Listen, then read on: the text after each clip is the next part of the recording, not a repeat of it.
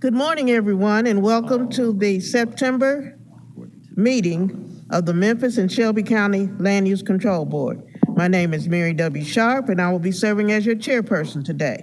We will begin this morning's meeting with a roll call. Mr. Whitehead, would you proceed, please? Good morning. Mr. Tolles. Here. Ms. Wilbanks. Here.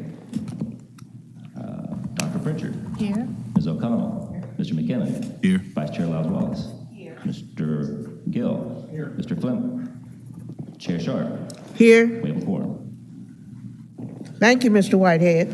I would like to remind you that copies of today's agenda are located at the back of the room if you need them. If you wish to be a speaker on any case that is in today's agenda, please fill out the attendant speaker's card. Once you have filled out the card, please bring it up front and hand it to one of the OPD staff members located in the front of the chamber below the podium desk. When that agenda item is called, you will be given an opportunity to speak. At this point, I would like to read our conflict of interest. The adopted policy of the Land Use Control Board requires that any member of the board recuse himself or herself from any participation in the discussion or voting on any matter on the meeting's agenda in which he or she may have direct or indirect personal interest. The member shall vacate his or her seat during deliberation in any matter from which they have recused themselves. An abstention may substitute for a recusal for the purposes of maintaining a quorum. I would like to now get approval of our minutes from the last August meeting. May I please have a motion? Madam Chair, I move that we approve them. Second. Okay, we have a motion and we have a second. Is there any discussion? Is there any discussion? Okay, hearing none, all those in favor say aye. Aye. Those against, nay. Motion carries. Okay, today we will not have a director's report, and we're going to go right into Mr. Whitehead. If you would give us a secretary's report for this month and an explanation of today's procedures.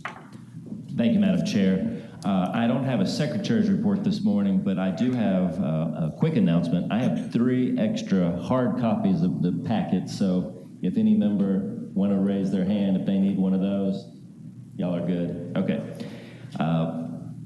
Again, I see some people filling out cards. The cards are significant because if we have a card on a case, we will not place it on the consent calendar.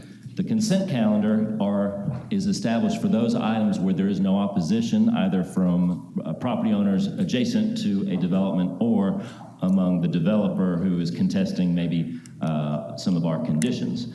So with all of the cases where we do not have a speaker's card filled out at the front podium, we will place those on the consent calendar. We will vote on the consent calendar in one motion and then move on to our regular calendar.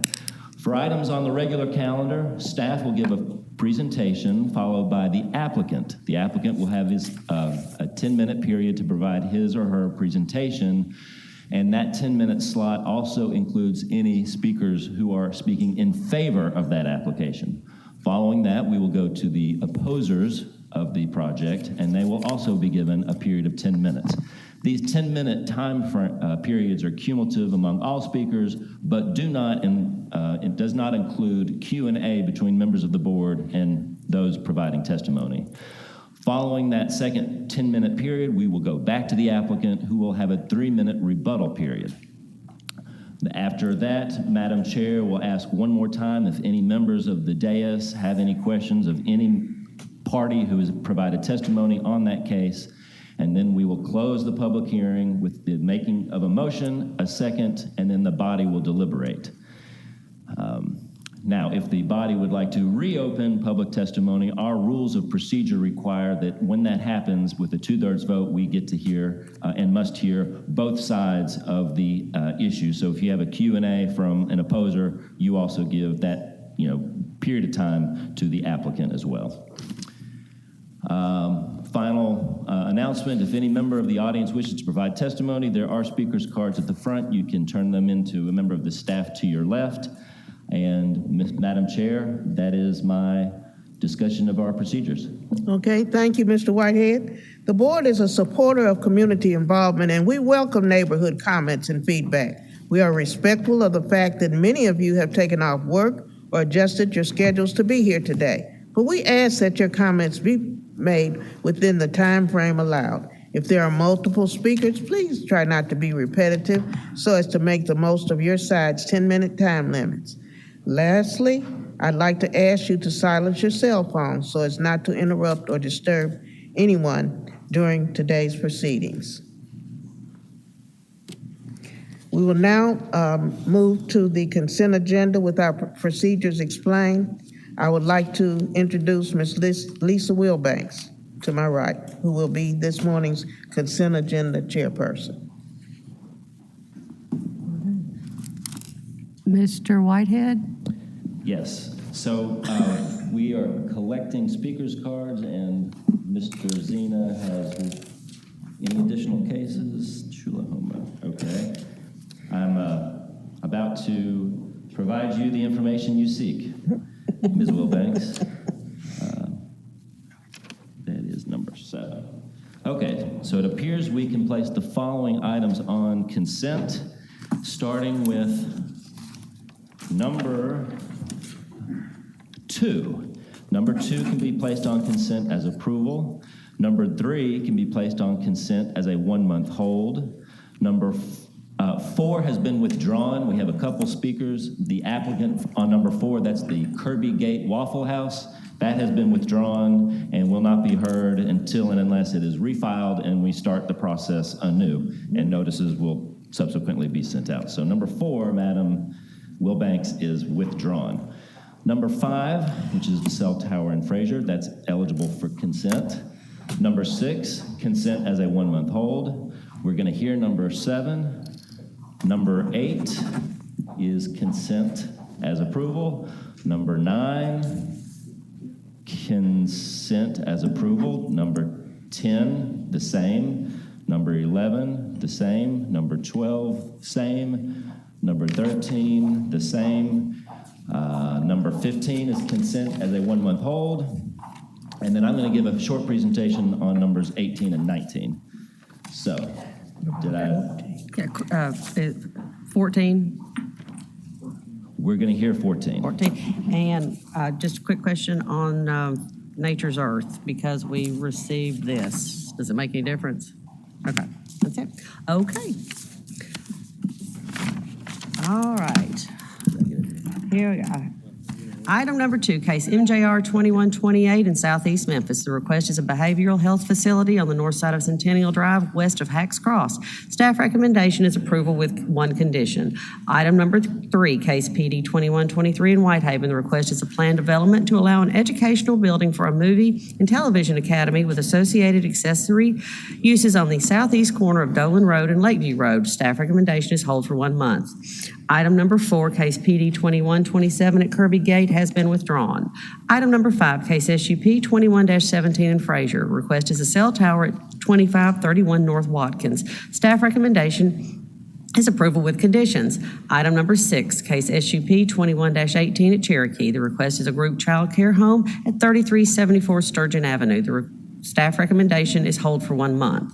Item number 8, case MJR 21-31 in Eads. The request is a modification to conditions of approval for Nature's Earth Products at 10957 U.S. Highway 64. Staff recommendation is approval with conditions. Item number 9, case MJR 21-33 in Southeast Shelby County. The request is a site plan approval for a retail building on the east side of Forest Hill Irene, north of Bill Morris Parkway. Staff recommendation is approval. Item number 10, case S21-32 in South Memphis. The request is a 2-lot major subdivision at the northwest corner of Walker Avenue and Neptune Street. Staff recommendation is approval with conditions. Item number 11, case S21-34 in Hickory Hill. The request is a 2-lot major subdivision at 6480 Winchester Road. Staff recommendation is approval with conditions. Item number 12, case SAC 21-06 in South Main. The request is a closure of Michigan Street between Virginia Avenue and E.H. Crump Boulevard. Staff recommendation is approval with conditions. Item number 13, case SAC 21-07 in Fraser. The request is a closure of Hindman Avenue east of Henderson Street. Staff recommendation is approval with conditions. Item number 15, case SUP 21-21 in Midtown. The request is a mixed-use project on the south side of Union, east of Barksdale. Staff recommendation is hold for 1 month. And item number 17, case Z21-12 in Fraser. The request is a rezoning of 1 acre from residential R6 to commercial CMU3. The staff recommendation is rejection but approval of a rezoning to office OG. That is our consent Ms. agenda. Wilbanks, one amendment to your motion. Yes. Number 17 will hear. I'm so sorry. You will hear that. Okay.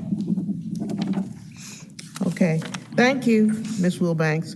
We have pulled numbers 1, 7, 14, 16, 18, and 19. 16, 17, 18, 19, yes. Okay. The items on the consent agenda will now be voted on with 1 vote, subject to the recommendation of OPD. If the consent agenda is approved, only those items numbers I just named will have full independent public hearings and/or comments from the OPD staff. By voting on the consent agenda, each board member is affirming that he or she has read the staff report and agrees with its findings, and where applicable, is recommended conditions. Can I get a motion, please? Yes, move to approve item number 2, case MJR 2128. Item number 3, case PD 21-23. Item number 4 has been withdrawn. Item number 5, case SUP 21-17. Item number 6, case SUP 21-18. Item number 8, case MJR 21-31. Item number 9, case MJR 21-33. Item number 10, case S 21-32. Item number 11, case S 21-34. Item number 12, case SAC 21-06. Item number 13, case SAC 21-07. And item number 15, case SUP 2121. Thank you. Do I hear a second? Second. Is there any discussion? Is there any discussion amongst our board members? Hearing none, I assume we're ready to vote on the consent agenda. All in favor say aye. Aye. Those opposed, nay. Motion carries. Thank you very much. Okay, we're going to go now to Dr. Pritchard for the regular agenda. Agenda item number 1.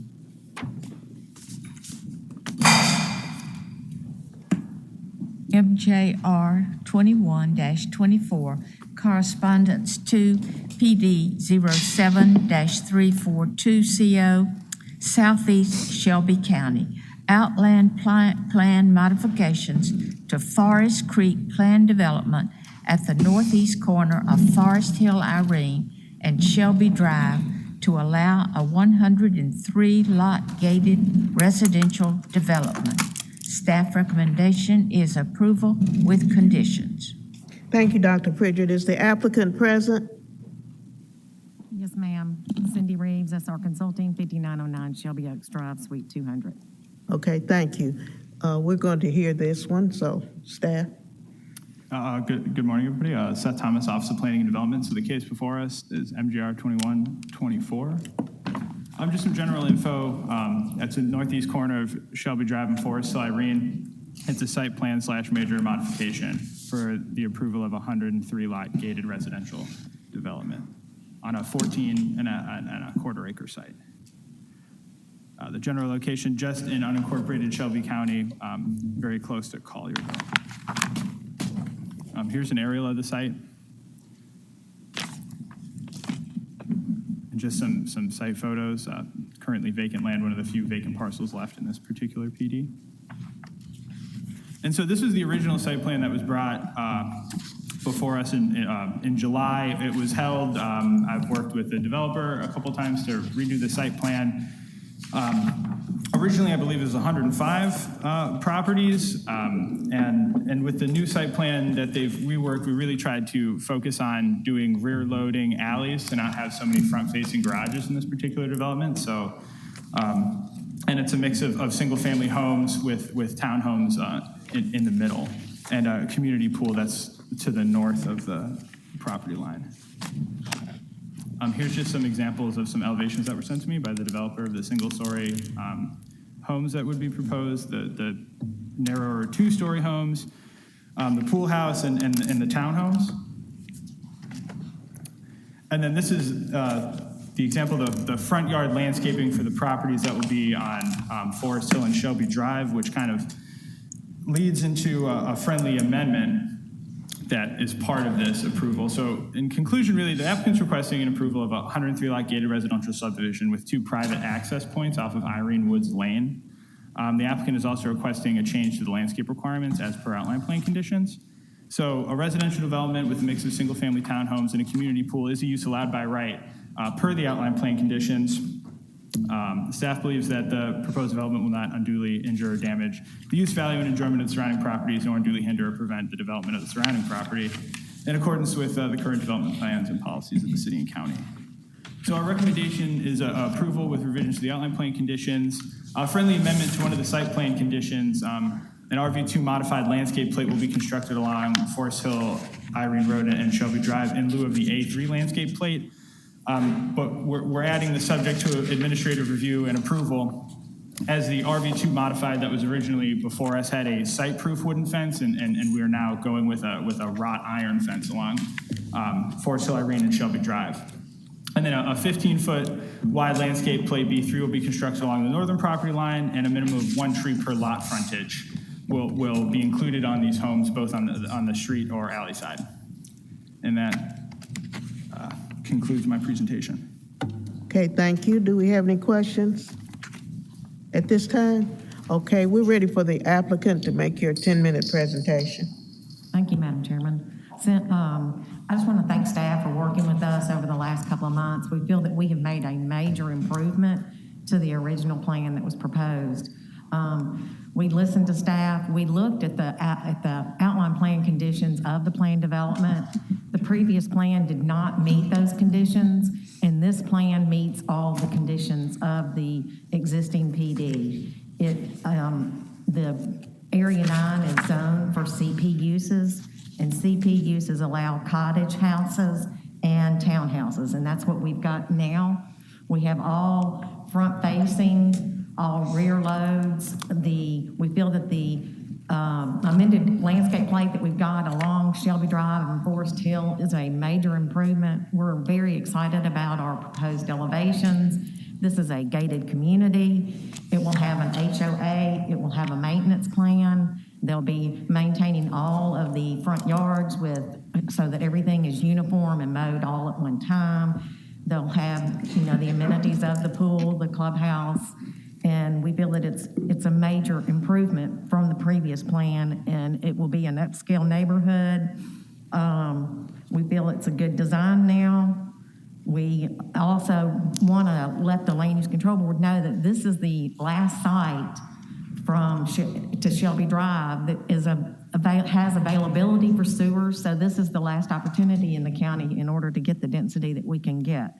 So we feel that all the rear loads do make a major improvement, and we're excited about our new design. And I'd like to save the rest of my time for rebuttal, but I really wanted to thank staff for working with us. Okay, thank you. We have about 11 cards of opposition, so if you don't mind, I'm going to call your name rather than us wait for each person to come up. First, we'll have Ms. Bazar.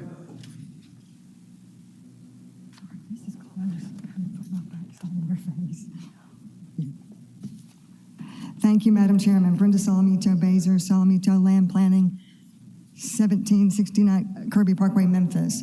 I am here on behalf of the Irene Neighborhood Association and other property owners in the area that are opposed to this application. If you would not mind going to the last slide there. So what we are looking at, basically from a technical standpoint, then I have a number of neighbors that do want to speak, is a residential development that proposes an average of 3,000 square foot townhouses and about 6,000 square foot single-family detached lots in an area where, generally speaking, it's well over 2 acre lots, or even up to Mr. George, who's here today, who owns 1,000 acres. So I will allow the neighbors to speak, but from a technical standpoint, they do not feel that this application meets the compatibility standard nor the character standard as outlined in the Unified Development Code. Thank you. Thank you. We'll now have Mr. Donovan.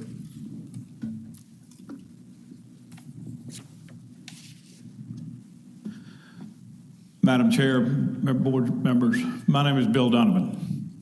I'm proud to say I'm a sixth-generation Memphian, but more importantly, I'm a volunteer. I'd like to ask all the volunteers from our neighborhood if they could stand. They're here because they believe in what I believe, that this is the wrong thing for our community. I moved and bought a piece of property across the street from the Veterans Cemetery on Forest Hill, Irene, 28 years ago, before Non-Connor Parkway was built. I engaged with the county at that time as a volunteer and designed and paid for the initial cost of what is called the Non-Connor Scenic Trail, 8.5 miles, 1,800 acres of land that is preserved.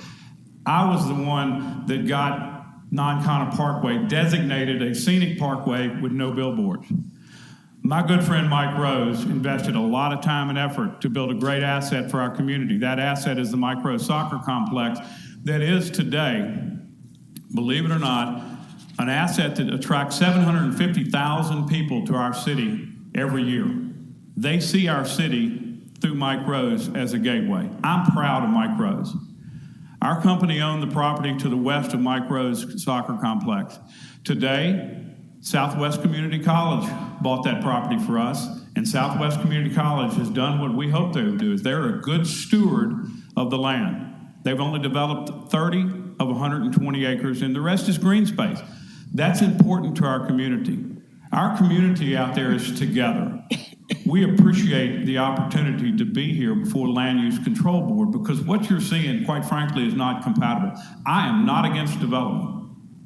I am not against development. I'm for smart development that is in keeping and being compatible with our neighborhood. We've all invested a lot of time and a lot of effort to make our neighborhood a beautiful place to live, a gateway to Memphis, where these people that come to Mike Rose see it. I took time, one of my neighbors took time to meet with the developer. Only one of the developers showed up, the other two didn't show up.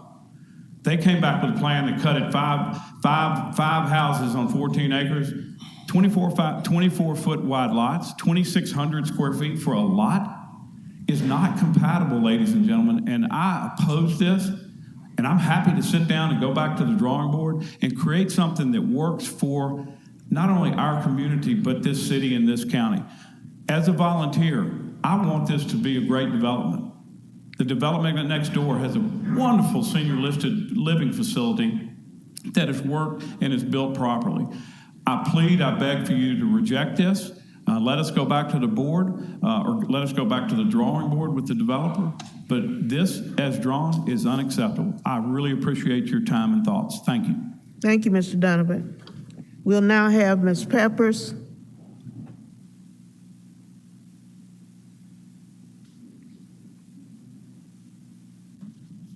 Good morning. Good morning. My name is Linda Peppers. My address is 9178 Forest Island Drive North. I am secretary of the Forest Shadows Homeowners Association, and we are opposed to this development. We feel it's too dense. It's 7 homes per acre. We feel it's not consistent with the outline plan. Thank you. We'll now have Jerry Ketawar. If you pronounce your name and address, I'm sorry. I gotta get that. My name is Jerry Cataward, and I live at 8121 Holmes Road. This is my wife, Millie, and we're here to oppose 103 homes on 14 acres. That's just not compatible, we feel like, to our neighborhood. And thank you for listening. Thank you, Mr. Catawar. Next, we will have George. I can't tell if it's, okay, Mr. George. Madam Chair, distinguished board members, thank you for giving me this opportunity to speak. My name is Mark George. I live at 8790 East Holmes Road. I live there. I'm here to represent not only myself, my family, but I also represent the Irene Neighborhood Association. I've lived in this community for 25 years and very proud and have worked very hard with other developers in responsible development in our area. And this is at the heart of the gateway of our community. It's right off of 385 in Forest Hill, Irene. It's a critical area for us, and we just are passionate about this modification request not being compatible, definitely not in character. It is definitely not an upscale development compared to the community that we live in. And I just want you to know that on behalf of myself and the neighborhood, we passionately oppose this modification, and we just beg you to support the neighbors and support our community and not approve this modification request. Thank you for your time. Thank you, Mr. George. We will now have John, I can't exactly read your last name, Lowen?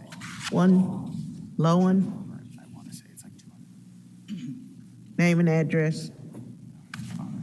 Good morning, members of the board. Thank you for hearing us today. My name is John Lawhon. I live at 5010 Forest Hill Irene Road on my family farm. I grew up in that area. I've been there pretty much all my life, and we raised our children there as well. Seeing the neighborhood change is a given. We know that. We respect good development. I've been down here with my daddy before to make sure that we did have good development in our area when there was nothing but cotton fields back there. I'm less than a mile from there, and I would really appreciate your reconsideration of this proposal because the density is more suited to downtown than it is out where we are. And it sets a dangerous precedent that with the same logic, I could probably put 360 houses on our property, which is ridiculous. So I would ask that you reconsider this and send this back to the drawing board and let them come up with something that's more compatible. Thank you very much. Thank you, Mr. Lawhorn. Now we will have, really can't read this, Goetsch. You give us your name and address, please. Good morning. My name is Curtis Goetsch, and I'm here with my wife, Teresa McCullough Goetsch. Thank you. I'm going to let her start, and then I will finish up. Yes, thank you for hearing us this morning. I just wanted to say that we've worked for a long time we've been there since at 4926 Forest Hill Irene since 1993. We've worked tirelessly to make sure that the area developed into a place that people can call home and they want to stay. Forest Shadows, just north of us, was originally slated for apartment complexes, but we met with the developer. They changed that. The houses that they have now, the Vesta Home Show is there, and the people that have been there, most of the subdivision has been there since the inception of the subdivision. There are very few neighbors that have left because they wanted to call it home. So thank you. We're in opposition. Thank you for hearing us. And I would just like to add my 2 cents and kind of build on something that Mr. Donovan said, and that is I'm an airline pilot and I travel quite a bit, and I can't tell you how many times that I've met people who are either from Nashville or St. Louis, Dallas, or even down south in Pensacola who will say, oh, I've been to St. Louis, I went to the micro soccer complex. It attracts 750,000 people a year, and that comment is almost always followed up by, I wish there was a little bit more around it for us to go eat or to stay. My understanding was this site was originally for light commercial. That makes a whole lot more sense than putting 103 units, very small, tightly dense units right across from an asset that Shelby County has. So we're in opposition to this plan development, and I think it would behoove Shelby County to keep it as either commercial or in keeping with the single-family larger lots that we have in the area. Thank you. Thank you, Mr. and Mrs. Guest. Okay, we have one more. Hill, Ms. Hill, you have approximately 1 minute.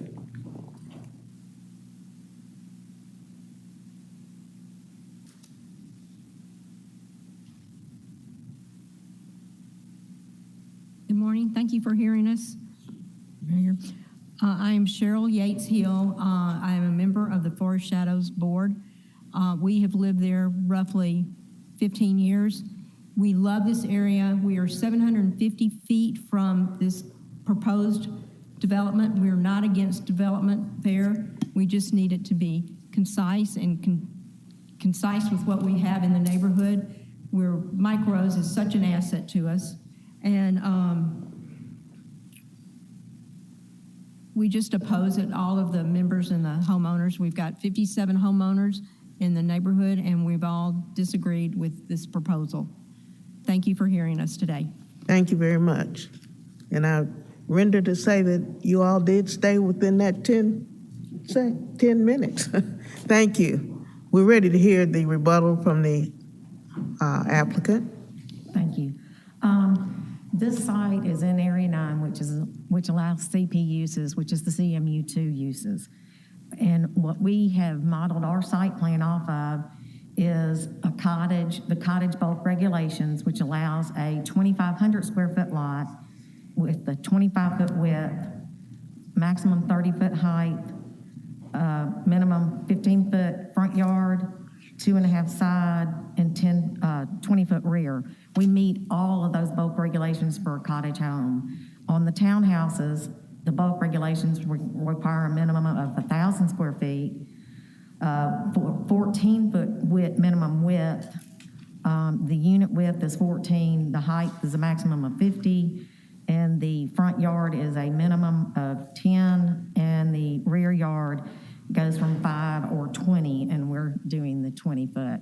We feel it's a very good plan. That was part of the purpose of us looking at the gateway, and instead of having our rear yards abutting homes, Shelby Drive and Forest Hill, like the adjacent subdivision has their rear yards fronting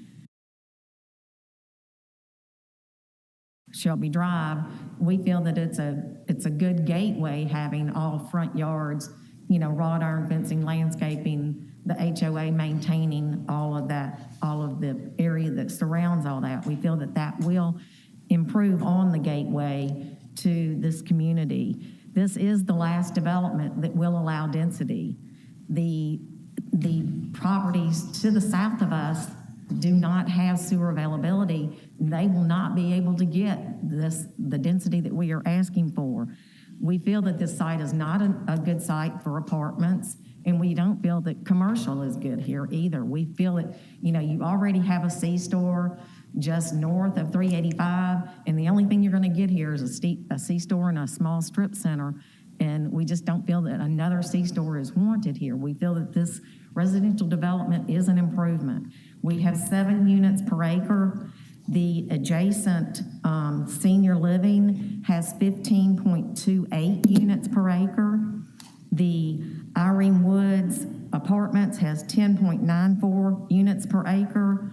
And then the apartments that you approved 2 months ago that is at the corner of 385 and Forest Hill, just abutting this to the north, is 19.5 units per acre. So we feel that our density of 7 units per acre is not out of character for this planned development. This is the last development that you will be allowed this density, and we're not asking for the use, we're not asking for the density, we're just asking for site plan approval, and we feel that we have a good site plan, and would love to talk to the neighbors about any changes that they feel that are necessary to the site plan. We tried, after we did our revisions, we reached out to the neighbors two additional times to ask to meet again to discuss our revisions and the reasons behind our revisions and our maintenance plan, and we were ignored. Basically, we did get a response this morning that thanked us for reaching out to them, but that there wasn't anything to discuss. So we tried hard in order to meet with them, but unfortunately that just did not happen. We feel that the rear loads is a big improvement. We're really proud of our design, and we modeled this after Porter Farms in Collierville, if any of y'all are familiar with that, and that is an extremely upscale development, and it is also a gateway into Collierville, and it's a good upscale development, and it's the same developer that is a partner in this. When we met with them, we didn't feel that it was an insult that only one of the partners showed up. The other 2 were out of town. It wasn't that we were trying to ignore them by not having all 3 partners there, and I did not realize how important that would have been to the neighbors. So I do glad to sit down with all three. But we feel that it's a site plan review, and we feel that we've got an extremely good design, and we feel this is a good gateway to this community, and it is permitted. So I'm here for any questions. Thank you very much. Okay, board members, do you have any questions of either the applicant or the opposition at this time? Show me as recused. Pardon? Who? Show me as recused. Okay. I have some questions for Cindy. Cindy, why didn't the Porters personally meet with the neighbors? They were out of town. Okay. Would they? I don't totally disagree with the neighbors that. Well, first, I think this site's going to be developed at some point. You've got sewer to this site. But I don't think that the neighbors are wrong that the density could be lower. Why is the applicant against increasing the lot sizes to 8 to 10,000 feet? Well, the 8 to 10,000 feet,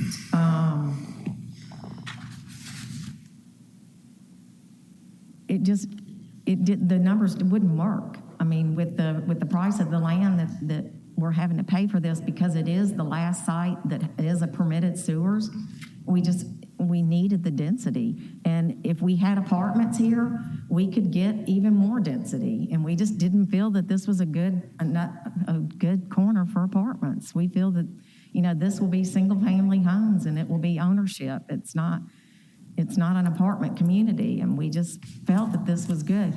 The Porters are not in the commercial or the apartment business. That's not what they do.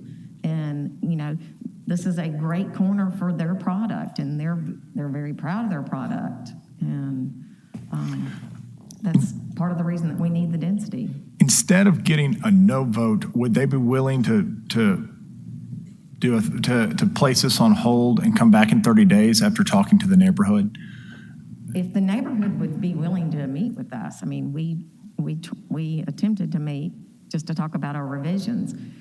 We know what the numbers are that we need for this corner, and we know that density is that smaller lots are more in demand right now with your empty nesters and people just not wanting to maintain their yards. And this way they're not having to maintain their yards. They have a community pool, a clubhouse.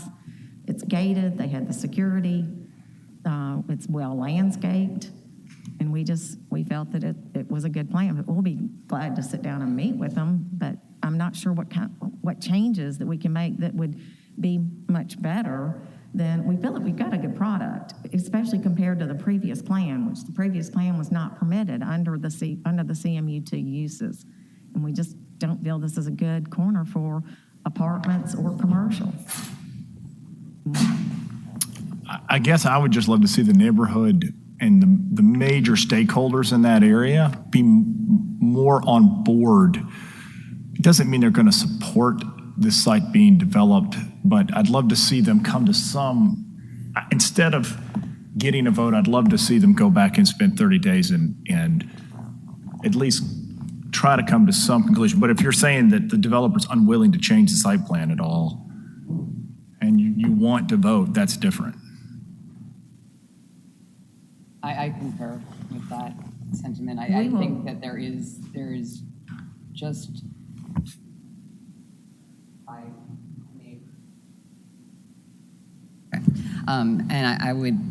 I think that there should be a meeting where everybody, all the major stakeholders are involved, and that there is some effort to get everyone at least further along on board. And we will definitely be glad to meet with them if they're willing to meet with us. So that's, we will definitely be glad to hold this for 30 days in order to meet.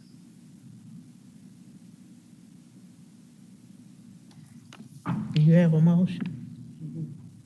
Do you want me to make a motion to hold? Well, I would like to hear maybe from Brenda.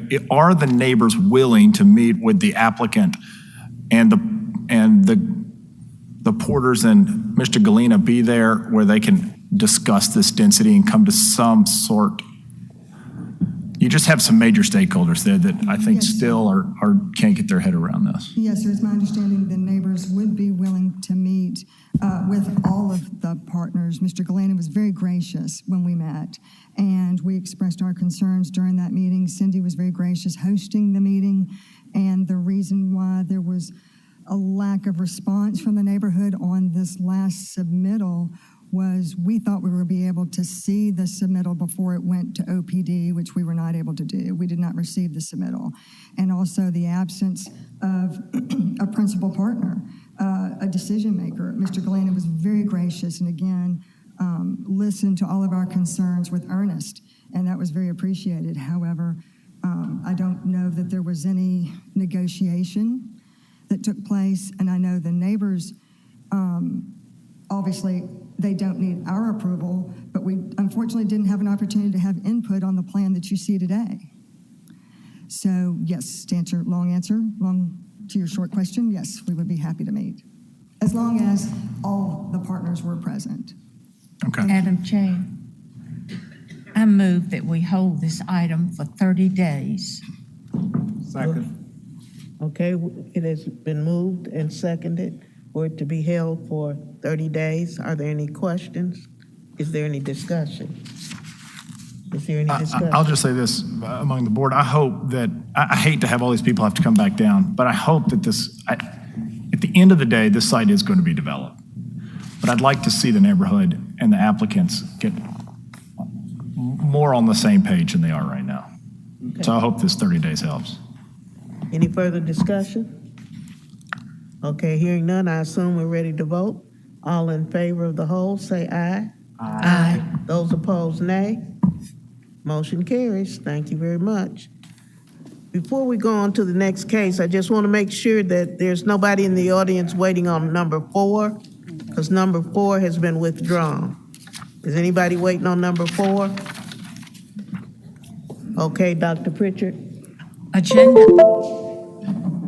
Agenda item number 7, Z21-10 Oak Haven, the rezoning of 81.76 acres on the west side of Tullahoma, about 1,900 feet south of Aquarius, from conservation agriculture to employment. Staff recommends approval. Thank you. All right, is the applicant present? Is the applicant present on,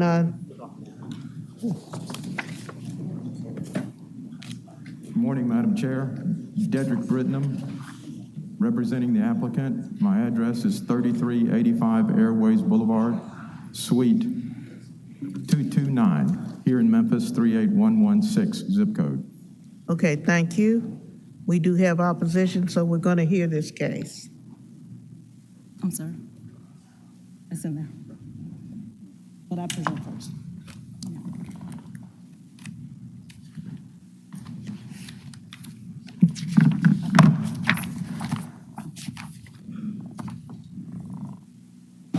How do I make this?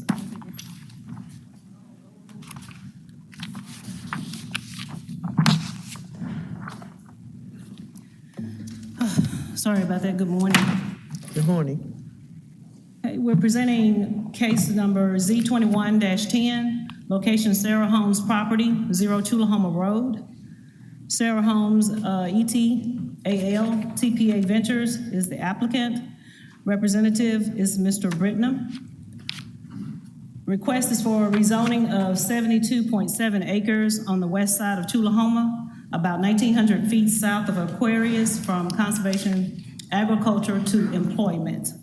In the area of acres, it's a total of 81.76. This includes parcels 094400, 00143.66 acres, and 094-100, 00117, 4.4 acres to the south, and 094-400, 00133, 4.4, that's a repeat, I'm sorry, to the north.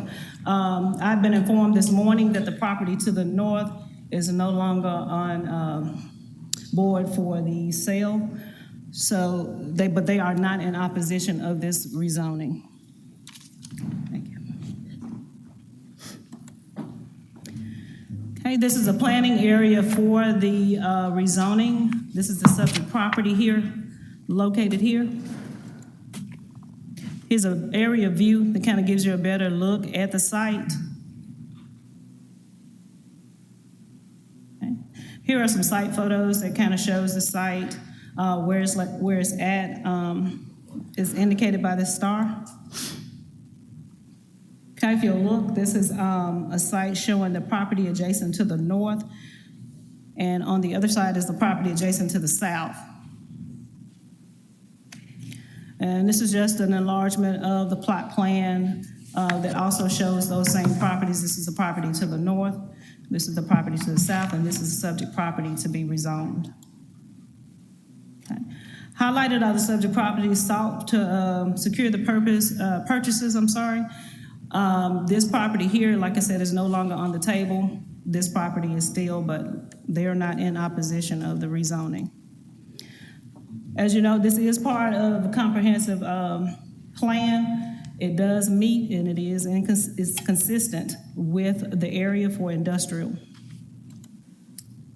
This is just some of the staff analysis and criteria that met for this.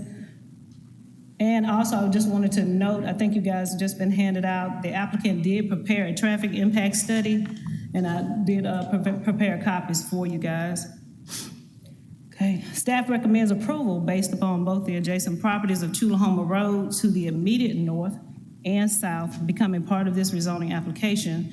As of the writing of this staff report, the applicant has agreement by the property owner to the south to become part of this rezoning. See page 17 of the staff report.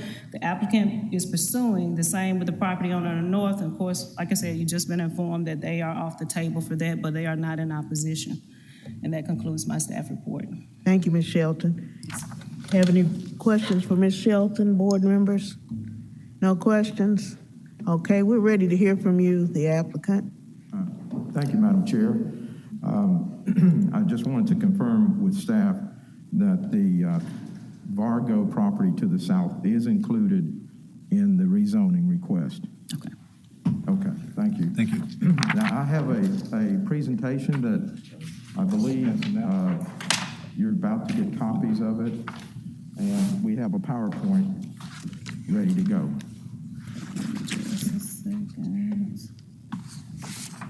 Mayor, is it this way?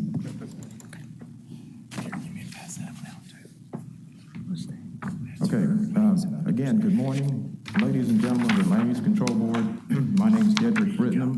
I'm representing the TPA group. And the next slide, please. What we're seeking is employment district. And as you can see, I thought I'd give you a definition of the employment district. As you shall read, is intended to accommodate office, light manufacturing, research and development, warehousing, wholesale, and it goes on to list a number of uses that go in employment district. And what's important is development should be operated in a relatively clean and quiet manner and should not be obnoxious to nearby residential or commercial uses. Next slide, please. This is the background of TPA. They've been before the board before. They are developing several projects in Memphis and Shelby County, and they're well experienced with this type of development. Excuse me. Would you go to the next slide, please? All right, now this is the Memphis 3.0 map, and as you shall see in the lower, could you go a little bit more north, please? Yes. You see the red arrow? This is the recommendation of the 3.0 plan. The recommendation is industrial or employment, and this is the Memphis 3.0 plan that this body voted for and the city council voted for and is now in place. The next slide, please. This is a road map of the roadways in the area, and this is important because it says anchors and district actions should be supportive of connecting anchors and major corridors to employment centers, greenways and parks, and areas of opportunity. Next slide, please. As you saw in the staff report, this is the vicinity map, and the southern property in the white block there, that's the Vargo property, which is now a part of the rezoning application. Next slide, please. Now this gives you an area, an idea of the area. This is an employment center. All of these developments are on the east side of Tullahoma. Walgreens, Monsanto, Yeti, Smith & Nephew, Amazon, these are all employment centers on the east side of Tullahoma. And if you will notice, excuse me, if you will notice to the south of the site, those employment centers are in Mississippi, but yet they are part of the overall area, which is known as an employment hub. Next slide, please. This gives you an idea of the types of uses and businesses that would go into this type of facility. Wholesale trade of food, auto parts, clothing, building hardware. There's an entire list, and this comes right out of the Unified Development Code. Next slide, please. Next slide gives you an idea of the type of buildings that would go on the site, and this comes from the Aerotropolis study, which outlines the types of buildings that would be suitable for this site. Next slide, please. And this is from Aerotropolis as well.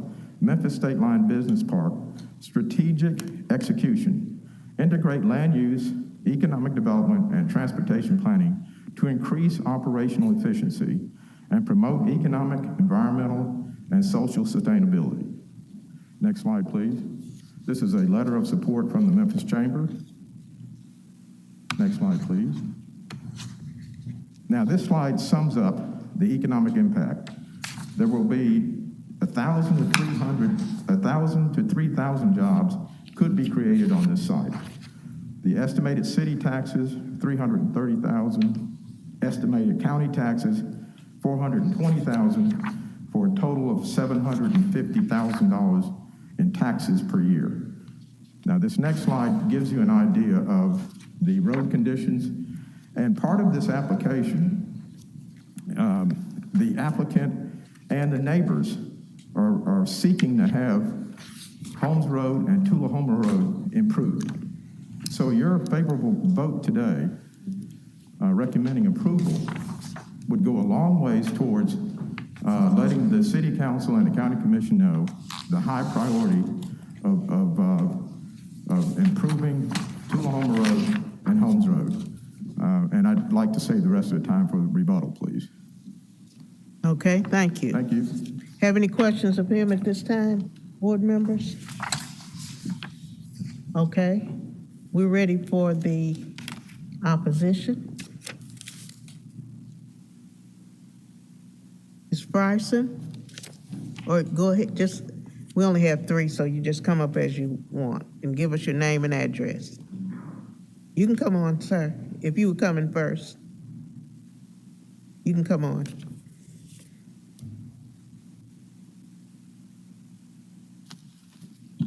Good morning, brothers and sisters. My name is Chaplain Jim Vargo. My wife, Jean, is also a former Navy chaplain. She's pastor there now at St. Mary's Cathedral. We got here a year and a half ago. We found 7 beautiful acres, and we established the Joyful Goat Farm. The air is clean. The neighborhood is fantastic. And then I got to meet neighbors who are part of the 85 or 100 houses that were built in 1980. And those warehouses, I didn't realize how bad living close to those warehouses are. There's one right behind us, the U.S. Post Office. Fortunately, we can't see it, but we can hear it. So what's going to happen is they're going to develop these 72 acres, put all of this business stuff there, and take away the agricultural and the beautiful area that we have and our neighbors have. You just saw a beautiful photo of Tullahoma Road that they've been working on and got it together. It looks like it's brand new, but it stops feet away from the rest of Tullahoma Road, which is 2 lanes, and we have cars doing 50 and 60 miles an hour. Accidents happen there. I cannot imagine putting in a 4-lane highway and having peace and quiet and joy. The deer will be gone, the turkey will be gone, our goats will be gone, we will be gone. What about the 85 houses and those families that have given so much to us? There has to be a way of cutting down what you're going to put on these 72 acres. You know, you might put 1 or 2 warehouses, but stores and all of this other stuff, it's going to be a whole different world. Tullahoma Road is beautiful. When I got here, I felt like Martin Luther King Jr. Thank God we're free at last. But now I feel that you are tightening us and we will not be free. Thank you. Give us your name and address, please. Morning, my name is Janie Frison. I live at 3123 Cosmos Drive. I've lived there for over 30 years. Our neighborhood was a very quiet, peaceful neighborhood. I mean, as of any neighborhoods, I'm sure we had our amount of crime. But I've been there, I've had no issues since I've been there. And as he was saying, we really wasn't aware that the other warehouses were going up on the east side of us until they started going up. And I saw this traffic impact study, but I drove through there yesterday. It's only one building that's occupied at the moment, one warehouse. It's 3 other warehouses where you don't even have people in it yet. And then the one that's there, they have signs that says now hiring. So what is that gonna do for our traffic? We have 2 ways out of our neighborhood, Aquarius and Zodiac. We may never be able to drive out in the daytime. And then when something happens at the light at Tullahoma and Holmes, they drive through our neighborhood to get to where they're going, which endangers our children and our grandchildren. So I'm opposed to this. I'm opposed to warehouses being behind me. They said that they can put them within 500 feet of my home. That's not really fair, is it? For me to have to get up in the morning, I can't go to my back patio and sit out and watch the birds or whatever. I got to hear trucks and cars and people. So, but that is why I oppose this. And also, Holmes Road it's horrible. You've got trees leaning over the street. You've got 18-wheelers now going down Holmes that they have to come over on my side so they won't hit a limb and knock it down. And if this is going to be redone, the streets are going to be redone when? Are you going to open all these warehouses and have all these people before the streets get done? As I said, it was really nice living there, but it's not very much, it's not going to be very much longer. Thank you. Thank you.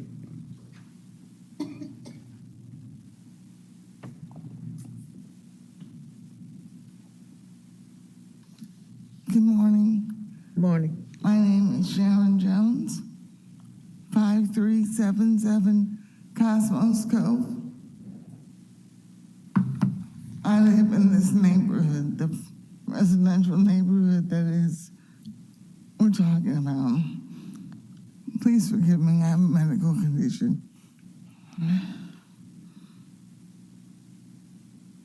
I am opposed to this whole rezoning. I too live in a neighborhood with Jim.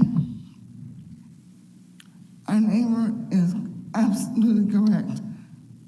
It is very hard to enter and leave our neighborhood right now. With Amazon to the left and these warehouses to the right, getting in and out is becoming a problem for the neighbors. I have lived in this neighborhood since 1987, and it's wonderful what they want to do economically. I'm not opposed to that, but our neighborhood is becoming like it's an afterthought. We're already there, and you're trying to do this new stuff to benefit us. So what are you planning to do for those who are already there? You want to bring in new stuff. No one has spoke to all of the neighbors. They all can't be here, and I'm sorry with my voice, but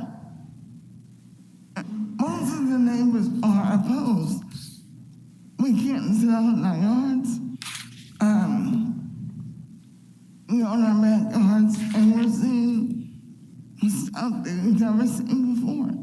We can't even go plants anymore. This is totally unacceptable to me, and I want to know if you're going to rezone this area, what are you going to do for those neighbors? Those houses we have a park that we can try to enjoy, but it's very hard, even as we walk around the park every day. Thank you. Thank you, Ms. Jones. Okay, do we have any questions of the opposition at this time? Any questions? Okay, we're ready for the applicant's rebuttal. Thank you, Madam Chair. How much time do I have, please, ma'am? 5 minutes. Thank you. Well, a comment about the, would you put the vicinity map back up, please? Vicinity map? Yes. Please. Right there. Yes. As you can see, ladies and gentlemen, the subject property, the notice area is 500 feet. So from the northern border to the subdivision to the north is just over 500 feet and catches the tip of the southern section of the subdivision. Now, would you go to the next slide, please? Yes. Now, as you saw in the vicinity map, this development to the east is actually closer to the subdivision than the proposed employment district. And you might ask, well, why are these facilities being located near a neighborhood? The trend, not only in Memphis, but nationwide, is to locate these fulfillment centers, these distribution centers, near the workers, make the jobs closer to the employment pool. That's the trend nationally and locally, particularly in Memphis, because the mass transit system is in need of improvement. So it's best, and these developers and the users of these facilities are finding out that they have less overhead, and they have less turnover when they locate these facilities near the employment pool. That's the trend. Now, as to the traffic, we talked about the traffic as well. We're on the same side as the neighborhood when it comes to traffic. And if you will turn to the traffic study and the second sentence from the bottom, and I'll read it for the record. And this traffic study is completed by Mr. Marty Lipinski, well-known traffic expert here in Memphis and Shelby County. He's sitting right here, and he can answer some questions. But that second to the last paragraph, it says, it is also recommended that efforts be made to secure funding for the already approved widening of Holmes Road and to elevate this project to a higher priority. So your stamp of approval today in recommending approval for this rezoning will send a message to the City Council and the County Commission that this area, the roadways in this area, need improvement. Now with that, we'll go to our closing. We have a news clip for the closing, please.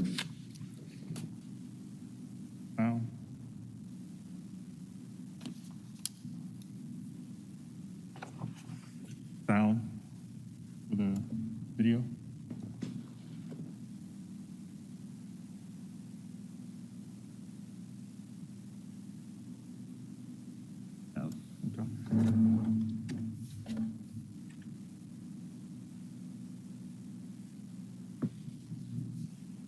Anywhere in the world, efficient. By ground, by air, by river, by rail, Memphis does it all. Memphis can move anything, anywhere in the world, efficiently. So efficiently, the Bluff City is now ranked #1 in U.S. and global logistics by Business Facilities Magazine, a leading publication in commerce. You're seeing that recognition now. Experts attributing Memphis's rise to the pandemic and boom in online shopping, citing the city's ability to ship items fast. You know, we have the 5th largest inland port in the U.S. We have the 3rd busiest trucking corridor. in the U.S. and now the busiest air cargo airport in the world. And this is really unprecedented. And the fact that we are ranked number one at the metro level and at the global level, that's going to turn a lot of eyes. Including new businesses that might be enticed to come here. 95% of the world's GDP is within 72 hours of Memphis. That's staggering. And you combine that with the fact that 75% of the total population in the U.S. is within a 2-day drive. Memphis is truly connected to the world. That's why we are an optimal choice. Bill Donovan runs a prominent supply chain company out of Memphis. He says growth like this means more jobs for local residents. You've got some great distribution companies here with Nike, with Williams-Sonoma. It's exciting to see what's happening in America, and particularly what's happening in Memphis.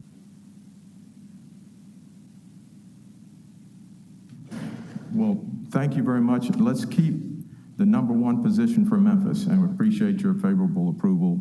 Thank you. Thank you. Do we have any further questions? Yes. Board members for either the opposition or the applicant? Yes, I have for the applicant, Mr. Britnam. How you doing? Fine, thank you. Okay. In consideration for the neighborhood, I know that area very well. I see the power lines. I know exactly where this is. What can we do to move that further away from those houses in that area? I think there's Morning View, the entrance, and I was looking at that whole area. How far is it? Just 500 feet? Would you go back to the vicinity map, please? Yes, sir. The southern border of this site is the state line, Mississippi state line. So there's no further. No. Go to the north. Yes, I understand. Yeah. Yeah. You were asking me if it's any way to make it further from the subdivision. I'm just saying we're as south as we can go. Now on the north, the 500-foot line is the clear lots. The shaded lots are just outside 500 feet. Now that space in between the northern border of the subject site and the tip of the neighborhood, that's all vacant and forest. You can see that in the staff report. So, and then as you pointed out, the MLGW transmission line or easement runs west to east, just at the northern tip. Yes, right along there. So now, mind you, the building, when the building is constructed, it's not going to be sitting on that border. The building will have natural offsets, and then there will be buffer according to the UDC, and in strict compliance with what the administrator of DPD requires. So there will be some buffering between. There will be a buffer between the neighborhood and the northern boundary line of the subject property. So in reality, it probably will be closer to, it's almost 500 feet, so it'll probably be in the 400 and some feet. But where the power lines are is clear. Yes. That part is cleared out. Yes, what type of, will these good neighbors, these people who live there, will they see the back of these buildings? Well, I don't think so.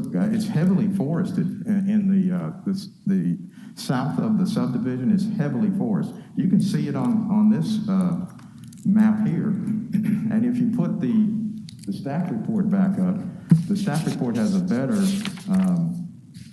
picture of the natural growth.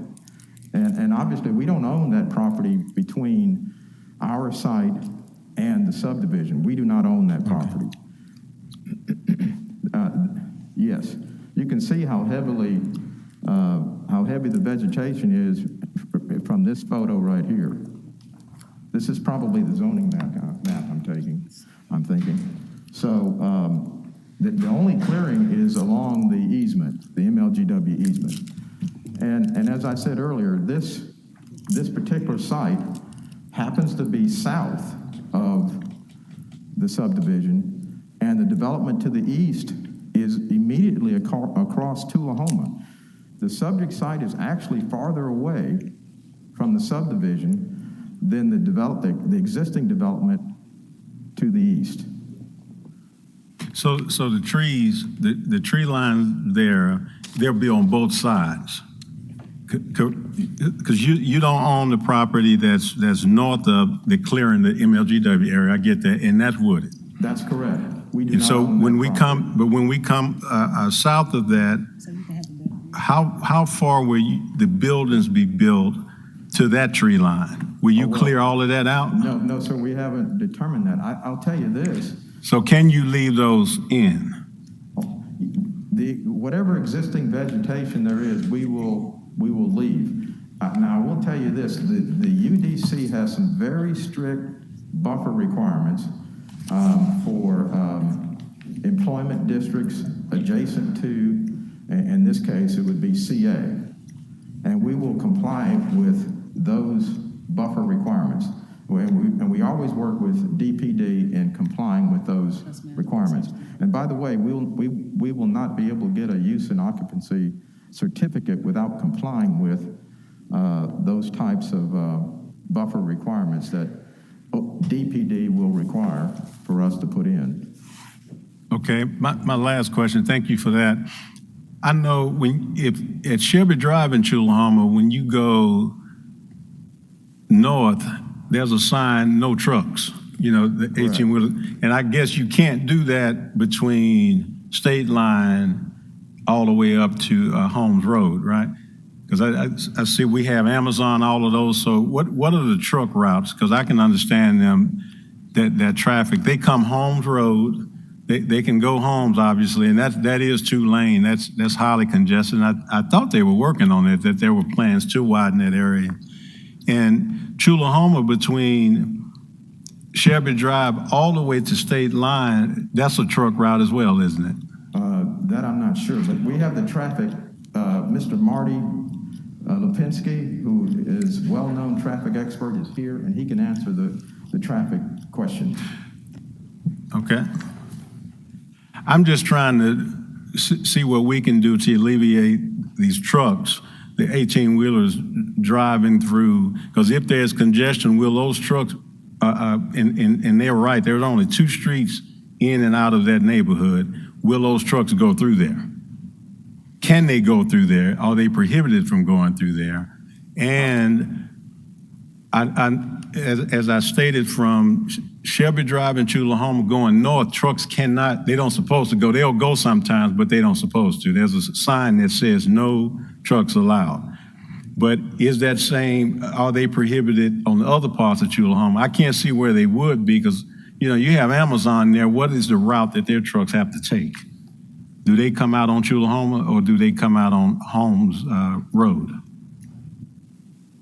Okay, well, good morning. My name is Marty Lipinski. I live at 774 East Snowden Circle, and I prepared the traffic impact study for this particular development.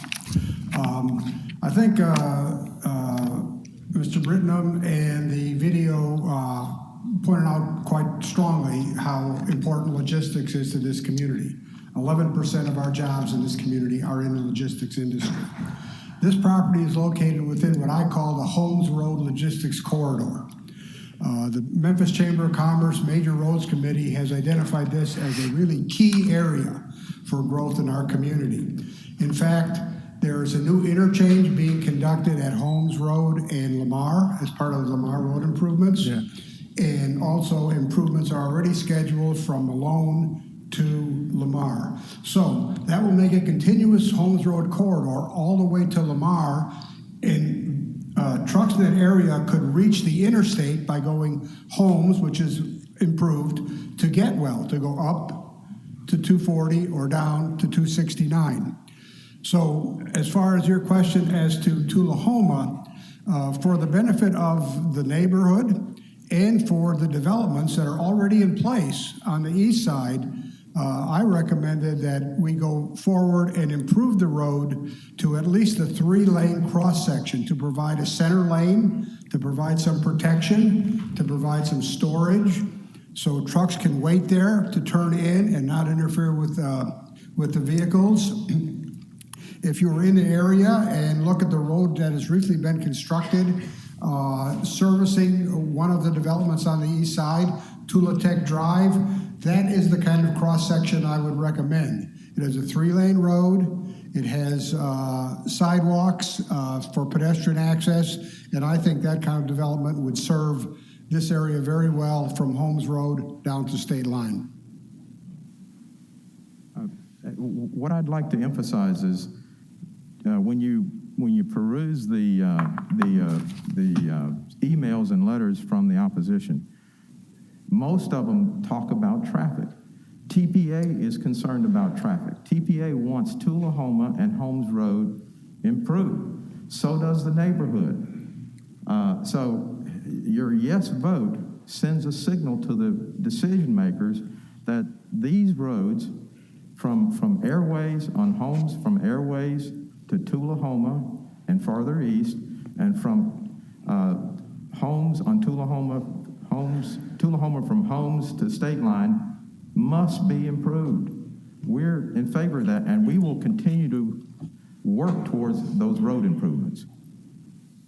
Thank you. Thank you. Any further questions? Okay, hearing none, I'm going to close. We're going to close the public portion of the meeting. Dr. Pritchard?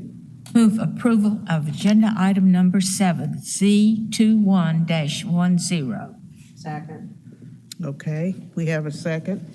Is there any discussion? J.C. McKinnon, I like the project. I definitely understand the density and the concern that the community may have as well. However, I say to the board is my colleagues that I am going to vote yes for this project, and based on that is because there is a buffer. However, the roads, I don't think the developer is totally responsible for the widening or how small those roads are. And I just don't want to see them being punished for developing an area that may be above their pay grade for, hey, being concerned about the actual roads. I like the project, and so that's what I wanted to say. Anybody? I'll just say I agree with JC.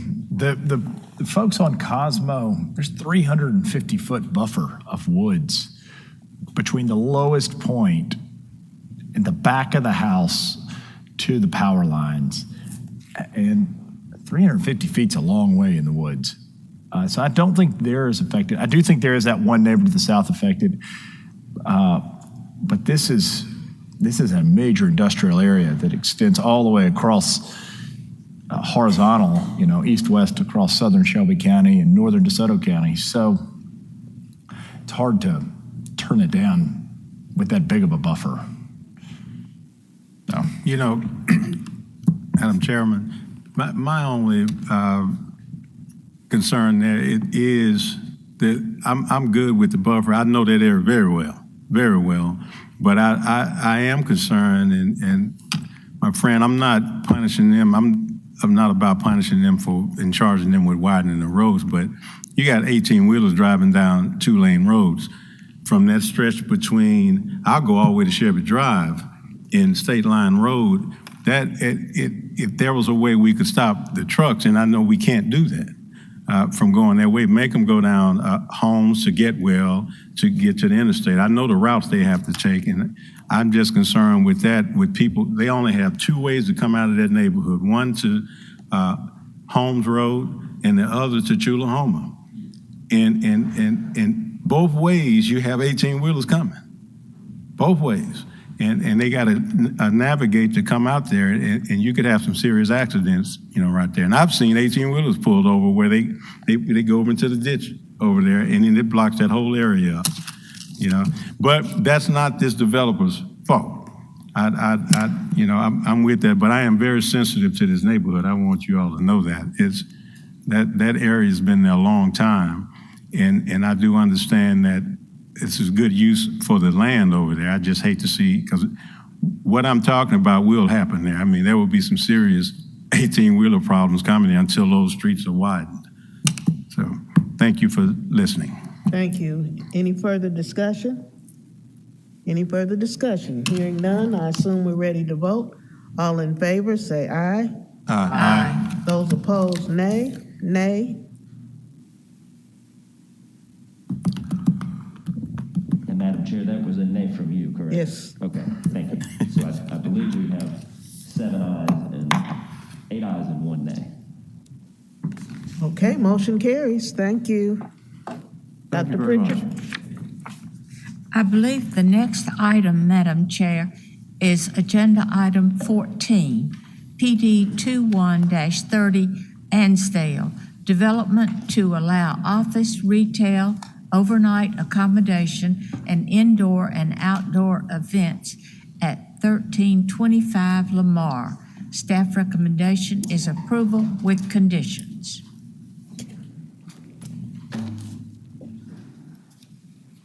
Is the applicant present? If you'd come up and introduce yourself, please. Good morning. My name is Kate Haywood, representing Leslie Murphy in this case. My address is 46 Southeast Yates, Memphis 38120. Thank you. Okay, since there's opposition, we will hear this case. Thank you, Madam Chair. Jeffrey Penzis, Division of Plan and Development. So this request is to allow office, retail, overnight accommodation, and indoor and outdoor events at 1325 Lamar Avenue, which is the Ansdale Mansion property. So the subject property is located in the Ansdale neighborhood, and 115 notices were mailed on August 26, 2021. The site is currently zoned residential urban 4 and is located within the Midtown Overlay District. The site is currently surrounded by uses of single family, multifamily, institutional, recreational, and there's also commercial nearby. These are just some site photos of the mansion itself, and these are from the surrounding neighborhood. First, the one on the left being from East Snowden Avenue, and the one on the right from West Snowden. And then the one on the left here is from Angie's Place, and so is the one on the right, just from opposite directions. So the subject property is a 7-acre parcel situated just outside of the Ansdale Snowden Historic District.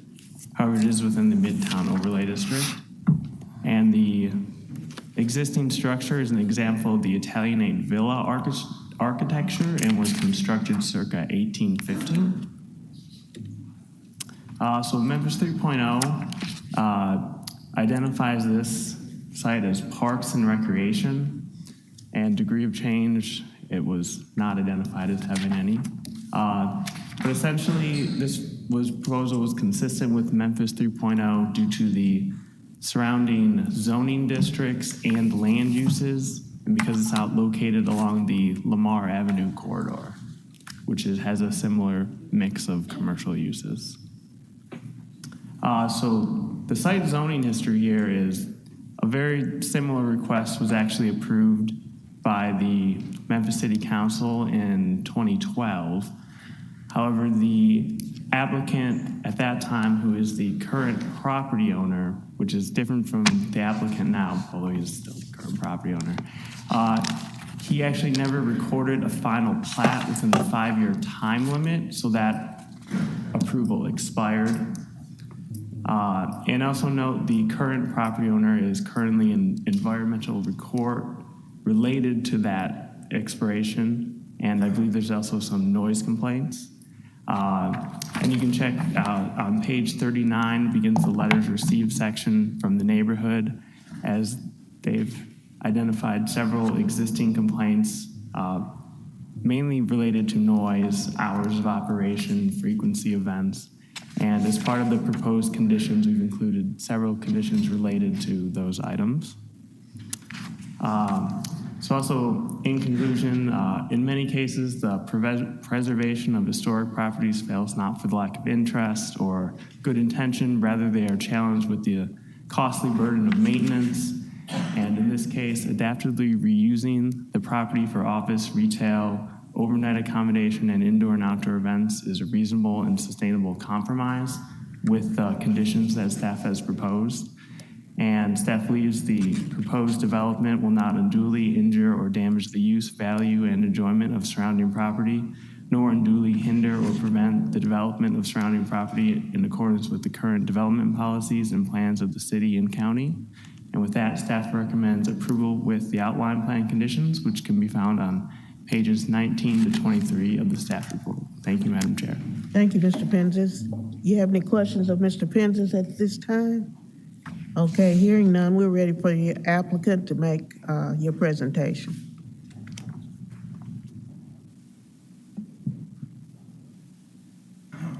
Thank you, Mr. Penzis, for the overview. And thank you all for taking the time to consider our case today. So my name is Kate. I am an architect here in town. I have my own firm, Daily Design Group, and I also work personally with Leslie Murphy at Murphy Mod Interiors on a part-time basis. So I may say we during the discussions because I'm kind of the applicant and also part of the team that would be calling Ansdale home. So Leslie Murphy is under contract to purchase the Ansdale property with, our intent of use is to have the offices in the home and then a showroom on the first level that would kind of bring both designers and our clients into that beautiful environment that exists currently. The ability to continue the events portion of the business is also part of the business plan in order to maintain this historic home. And so that is, of course, one of the things that we are discussing today. And to be very clear, the bed and breakfast portion of the application is looking at kind of future state. That's not something that we're currently planning to do, but we really kind of heard from the neighbors that would also be a welcomed piece to the puzzle. So thinking about future state as well. So it was brought to our attention in the negotiation period with the current landowner that there was a small paperwork issue relative to the PD. I know, right? So we have learned otherwise that there is, that I would consider it a very large piece to the puzzle that, the current owner has been, really operating outside of zoning for many, many years without really the ability of the neighbors to kind of get that to stop. And it's also become quite a nuisance with some portions of the events piece to the puzzle. So, we've been working closely with Chip Saliba. He kind of brought us in to understand, give us connections to the neighbors, which it's good to see everybody this morning. So he really got us the ability to have those conversations to really understand what the issues are. We were coming into this thinking it was a quite simple thing, right? We could maybe have our offices there, we could host the events, but we've learned that there are kind of big issues with how that's currently working. So as Mr. Penzis mentioned, I submitted the PD application in a very similar format to what was previously approved by your predecessor board. And then that really kicked off kind of our learning exercise. So we met with staff here, we met with many neighbors, had lots of good phone calls, had 2 in-person meetings to really understand what their pain points were and how we could be good neighbors to one another. So from that point of the PD application, we've made lots of kind of modifications to where the outline conditions stand today. So in this time frame, these next things were added to the conditions, right, to make this thing maybe work a little bit better to everyone. So we've now limited the indoor and outdoor recreation uses to specific, art gallery showings and openings, community-based events and meetings, weddings, so that it can't go too far, right? So we've narrowed that down. We have put a cap on the outdoor music to resolve at 9 p.m. on weeknights, 10 p.m. on weekends, with the exception of 12 events per year that would extend till 11 p.m. on the weekends. So if we're just talking kind of simple terms, in order to fund the maintenance of this building, that means 12 larger events a year. And so that's how that kind of works with the time frames. There are now maximum event numbers per year, which was another thing that we really talked about with the neighbors, that they were wanting that to take place so that there wasn't something happening every single night of the year. We've also changed the maximum occupancy to 199. Valet is now required. We agree that it should be required when any occupancy is over 50, so that they can either park all on site, or we have to have valet so that we have control. Commercial vehicles cannot park or idle off-site. We want to be good neighbors, right? So another layer, and this was something that Mr. Lusk brought to our attention at our last public meeting.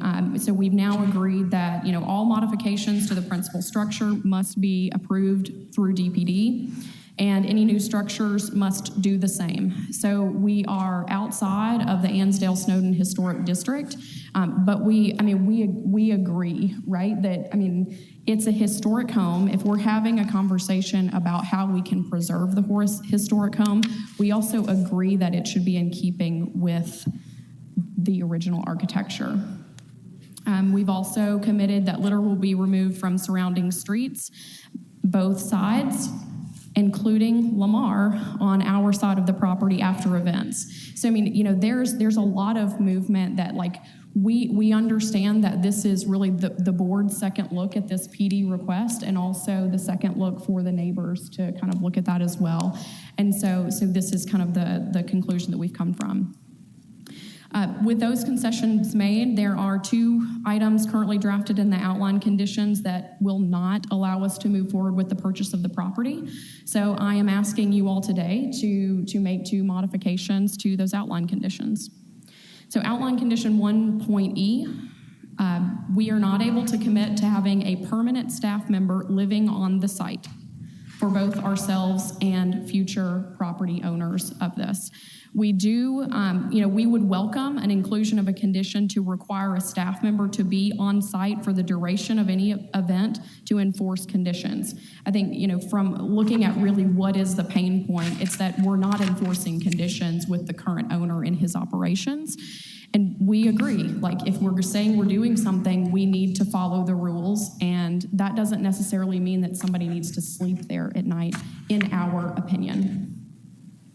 The other outline condition that we are asking you to modify today is regarding 2.J. So we are not able to commit to the performance measurement of the max decibel level noted as 60 in the outline conditions. We, however, welcome inclusion of a portion of that condition stating noise transfer into the surrounding neighborhoods shall be minimized to the greatest extent feasible. In a kind of a small example of this piece, we've been working with Maestro Lamar Gibson, a local sound firm, to help us through this. He knows more about it than we do. So this is an excerpt from him on that. So it's important to note that due to how sound travels, the type of sound and frequency and time of day the sound is recorded will impact any readings using even the most sophisticated measuring devices. So for example, a chirping bird can register in the 80 decibel range, while a jumbo jet doesn't move the needle because of their distance in relation to the measuring device. So simply put, with the decibel aspect, we cannot commit to something that we know is unachievable. We will not put an investment in a multi-million-dollar property with something that we can't do, because we want this to work for the home and for the neighborhood.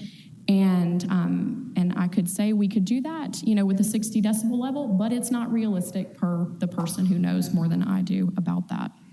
So to wrap up, current zoning that's there, it would allow for apartment buildings up to 75 feet, right? I think this really is kind of a negotiation thing to understanding if we value the home and how we are able to financially support that home. We have worked hard to have the right conversations with the right people, and I hope that I have reflected that today.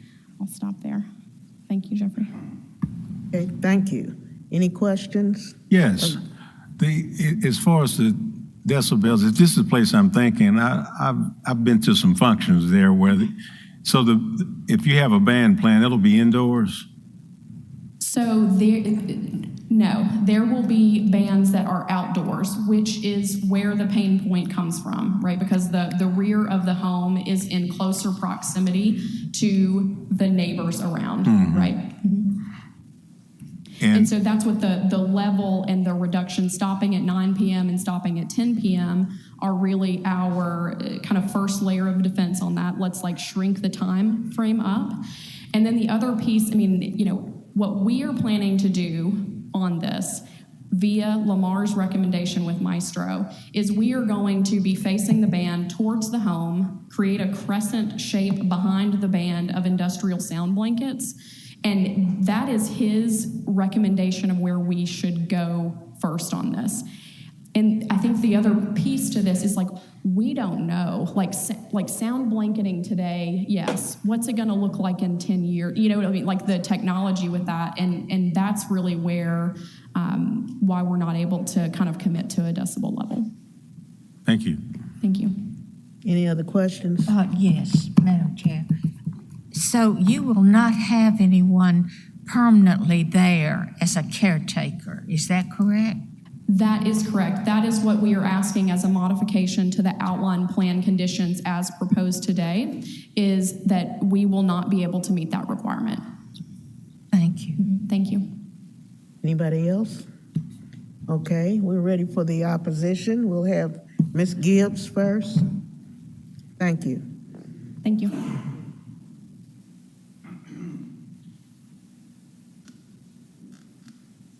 Good morning, ladies and gentlemen. My name is Carol Gibbs, and I live at 1323 Agnes Place, which is directly behind in the heart of the Horseshoe.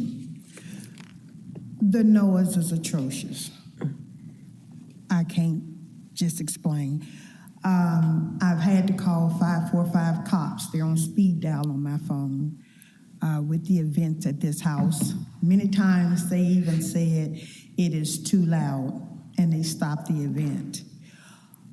I've also had another situation where my yard guy on a Saturday was cutting my yard.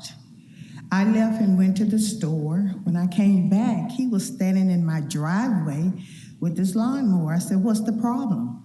He said, 2 men, security guards with guns, came and told me they were having a wedding up there and to turn the lawnmower off. I told him, they don't control anything back here. You continue cutting that yard. They came around in an SUV, but they didn't stop and say anything.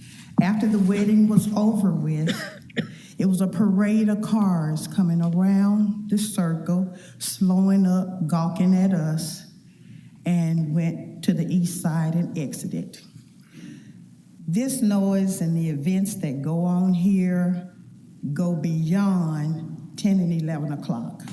Sometimes I have to catch a 6 o'clock flight to commute to Atlanta, to work a 16-hour flight to Johannesburg. I'm tired. I haven't had proper rest. I sleep upstairs, but to get away from the noise, I go downstairs to my back bedroom, and I can hear the lyrics like they're in my house. That's too loud.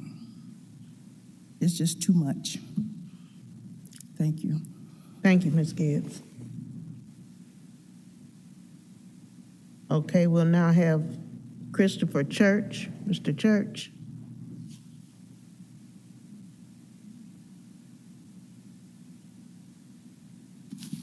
Good morning, Madam Chairman. Good morning. I'm Christopher Church. I live at 1215 Central Avenue, which is the southwest corner of Central and Bellevue. Which is just to say that I'm accustomed to ambient noise in a midtown neighborhood. But what our neighbors will be sharing today is something far beyond any ambient noise in a residential neighborhood in the town. I'm president of the Ansdale-Snowden Neighborhood Association. I represent about 200 households. We in Ansdale Park are the oldest historic districts in Memphis, and Ansdale-Snowden is the historic district with the highest percentage of its historic structures still standing. So don't hear what I'm saying is opposed to historic preservation. I live in a 115-year-old home, and I'm well aware of the expenses involved in maintaining a historic home. Allow me to recognize the Ansdale Snowden neighbors who are able to be with us here today. Would ask you to please stand. I know that there are many others who would be here if they were able. Our neighborhood is down the hill from Methodist University Hospital. We have a lot of folk who are essential workers in the medical district and are unable to be with us today. I appreciate other citizens' efforts to hold Land Use Control Board and others in city government accountable for decisions that preserve livable neighborhoods for us. In conflict mediation, the goal is not to make everyone happy. Rather, a mediator's tasks are three: to show respect for key stakeholders' interests, to have a fair deliberative process, and finally, to try to arrive at a solution that all key stakeholders can at least live with. Regarding respect, I appreciate that the Land Use Control Board staff have made a start to craft some limits on events hosted at Ansdale. Some of these limits, for example, on the number of events that can be held in a year, 24 what I would call very large events, 24 large events, and innumerable smaller events, I think are so generous towards the applicant as to not be a limit at all. We're all aware of the climate in Memphis, how few pleasant months we have when you can enjoy time outside, when it's not unbearably hot. You'd also be aware that when you would want to get married is the very time that neighbors would like to be able to enjoy the outside of their homes. So we have some concern about that. If we'd had some limits when Mr. Robinson's application was made in 2012, and if those limits had been enforced over the past 8 or 9 years, we would not be here today. But that is not the case. Regarding fair process, I know that you're aware that the process, in some sense, is skewed in favor of the applicant, in the sense that the applicant starts the conversation and the terms of the conversation, and neighbors are in a position to respond to what someone else has laid on the table. This isn't the first time that I've worked with developers who wanted to do something regarding non-conforming use in our neighborhood or in adjacent properties. In another case, development of surface parking off Mina Place. Honestly, there was more cooperation with the developer further before things were presented to the Land Use Control Board. So there was more opportunity to get neighborhood input. There was more opportunity to have more back and forth and negotiation. And the process certainly works best when there is more opportunity for that give and take on the front end. Finally, what can we live with?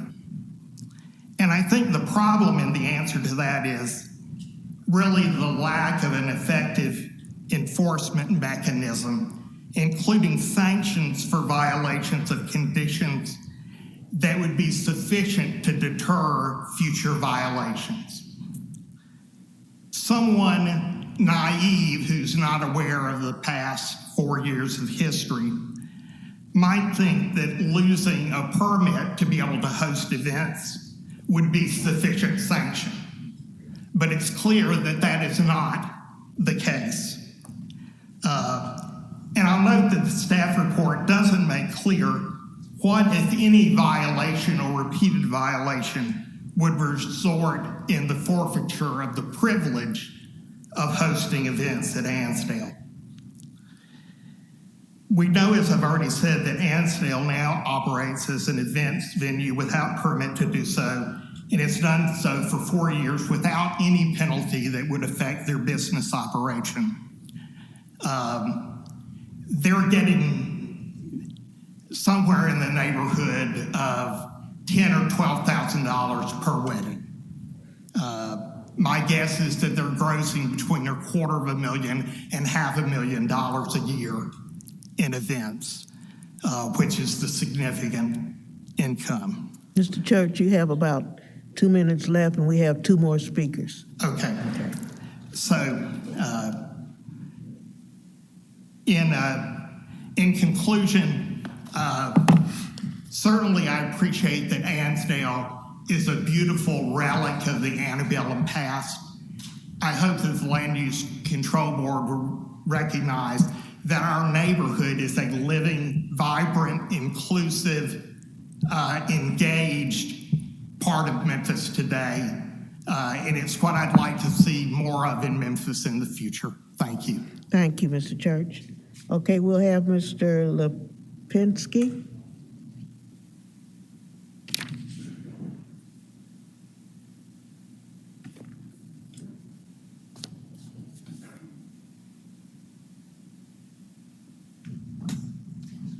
Good morning again. Marty Lipinski, 774 East Snowden Circle. I live across the street from Annisdale. You have heard from neighbors and have read the letters attached to the staff report and see how serious the noise problem has been. This cannot continue.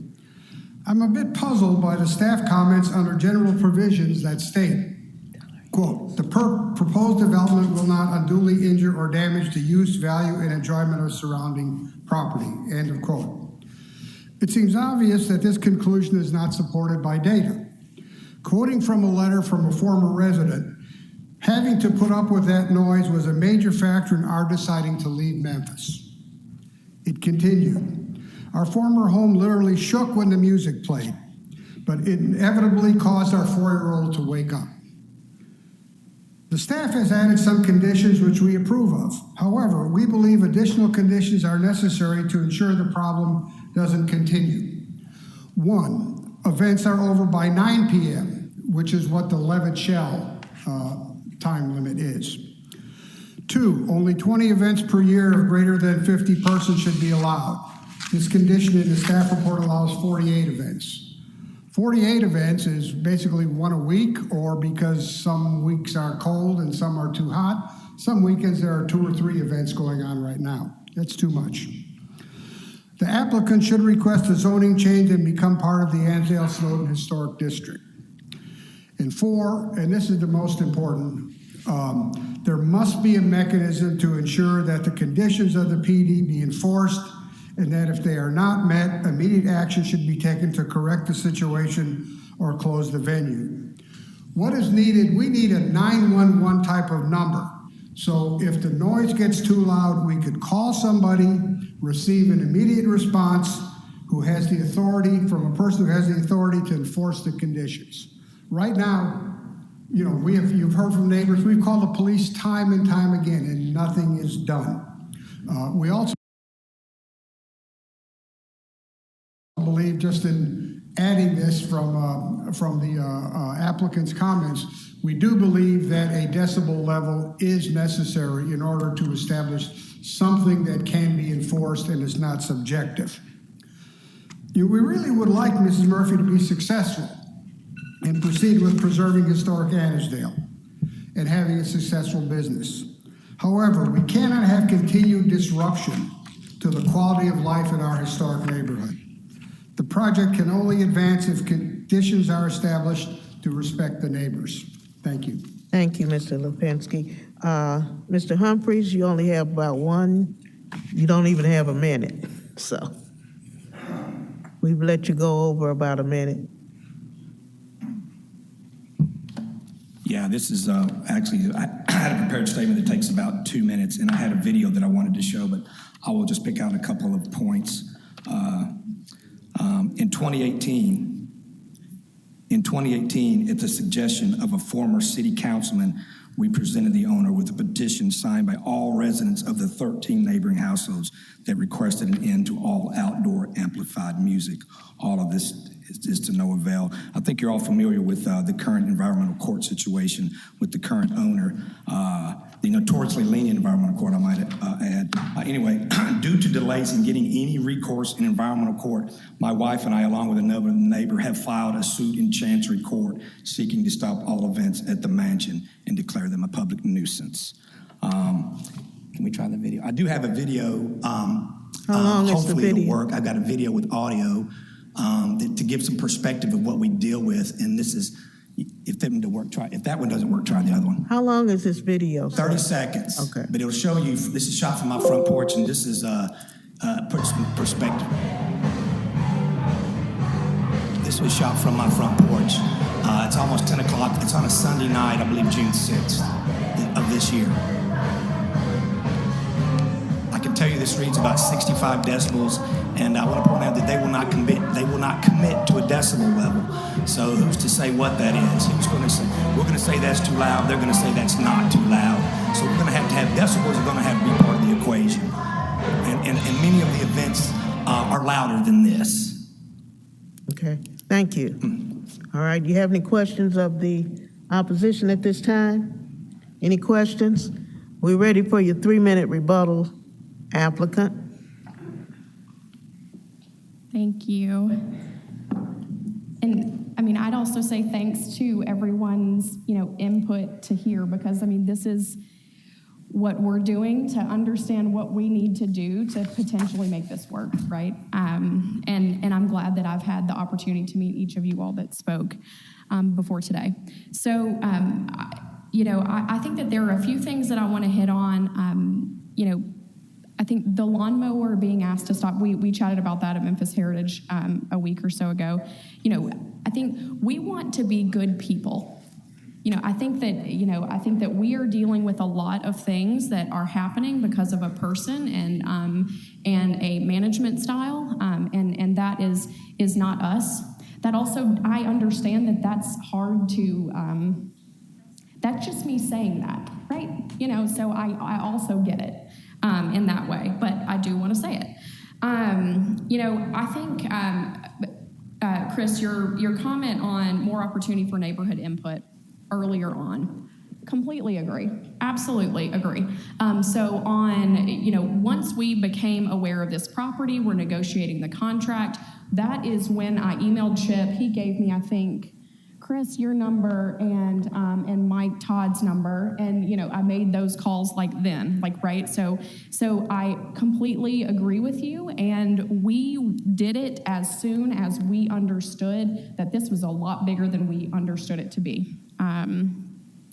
Enforcement, I completely agree also, right? I understand that our plan development is, if this is approved with the modifications, we have to follow the rules. That's why I'm also being upfront about the decibel piece of the puzzle, is because we are going to be following the rules. And I think, from some conversations, it's really up to us to follow the rules. I mean, like you all said, it's been in environmental court for 4 years, and I understand the most recent ruling was that they're just going to let it be decided by today, is what I understand. So completely don't understand. Empathize would be the better, I think, word regarding that. So on the sound issue, so Leslie, Miss Murphy, she went out to the neighborhood the night of the 28th, so 2 weekends ago, and met with 2 other neighbors who aren't here tonight, but they invited her to their front porch to understand and experience. So she did the decibel reading on her phone, which Lamar has taught us, we all have access to. It's a little app on your phone. And the measurements of that night were between 60 and 85. 84.1 is actually the highest that they measured, When we met at Memphis Heritage a few nights after that, I think Becky Todd, she was saying, she was like, it wasn't so bad that night. The overall discussion that night was it wasn't so bad. It was like pleasant, it was nice, but that's not the bad night. So they wanted to make sure that we understood that like that wasn't the threshold, because we understand windows rattle, like not good things are happening right now. And so that's where we're coming from on the decibel level, is like we want to say that it will be, this 60 level to like make us all happy, but like that one was pleasant and it was 85 at the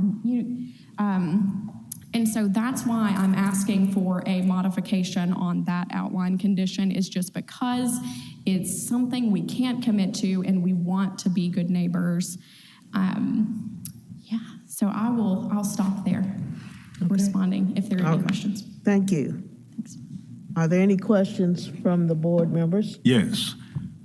Will you agree to their proposal for 20 events? So our business plan is modeled off of the maximum amount of number of events that's currently in the outline plan. Previously there were no requirements on maximum events. You could have a big wedding every single weekend, and it could be rehearsal one night, wedding reception, or the next night, and then wedding brunch the next day, right? So we have made the modifications, and our business plan fits that. It's not, unfortunately, able to support something lower than what's currently outlined in the conditions. Thank you. Anybody else?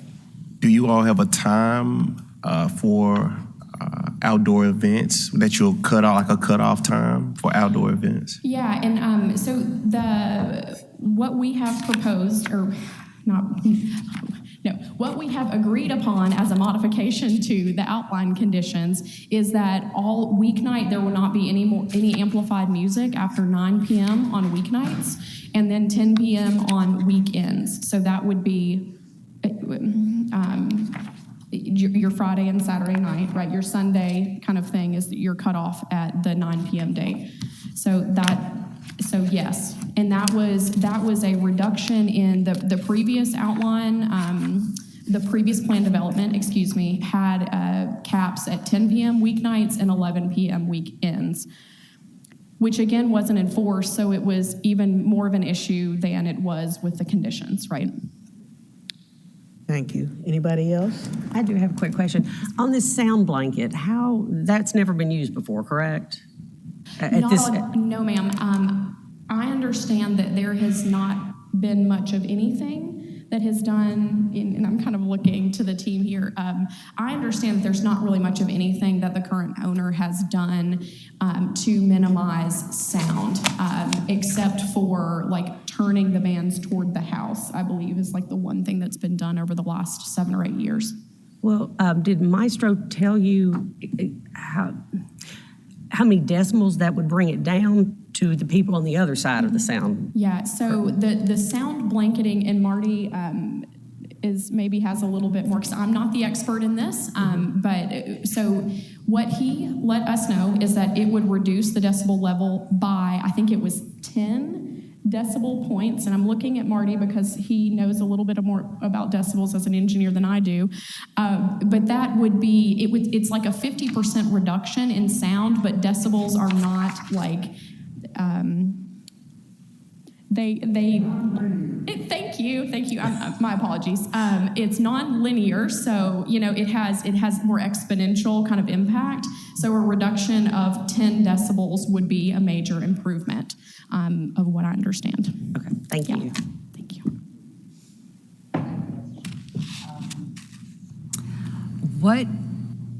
What would your company do to avoid a situation like the neighbor experience where people are coming onto her property, when she has every right to have her landscapers out there cutting her grass and threatening her? I mean, that there would have to be clauses in the contracts that, the neighborhood clearly has to be respected. Yes. Simple stuff, you would think, right? So absolutely. I mean, and a lot of this is, it's a management style of how we also enforce the contracts. We have to also enforce valet parking, because that's another issue, that it's not used and then people are meandering, right? So there's a whole lot of those management things that will be contractual to our clients, so that we can own that. I'll say one of the other aspects of this is a lot of, I think, what the current owner is expressing on the bands is that the brides or grooms hire the bands, and so that the current owner says that they do not have any sort of way to impact how loud they are. And so that is another contractual thing, because we have to own that, right? So all of the stuff that is included in the outline conditions and the being a good neighbor, I mean, that's got to find it into our contracts so that we can enforce that and manage that appropriately. Thank you. And I have another question, though, and this really is directed toward Josh. So what is the mechanism for the neighbors when there is not enforcement of the conditions in the land use that we're agreeing to? So what can the neighbors do when this doesn't happen? And we hope it does. Thank you for that question, because I've been thinking about that for 8 years. We do have an environmental court that is very reluctant to assess fines. In my 11 years here, I don't believe the maximum $50 a day fine for a zoning code misdemeanor has ever been assessed on any project. So that's number one. But to compound that fact is the previous plan development just did not have a lot of conditions, even if the environmental court was inclined to fine people for breaking conditions. The reason, in my belief, that the primary, and let me take a step back, because of that issue, that zoning is, quite frankly, and I am not proud to say this, zoning is not taken as seriously in Memphis and Shelby County as it is elsewhere, period, okay? Well, that usually gets thumbs down, but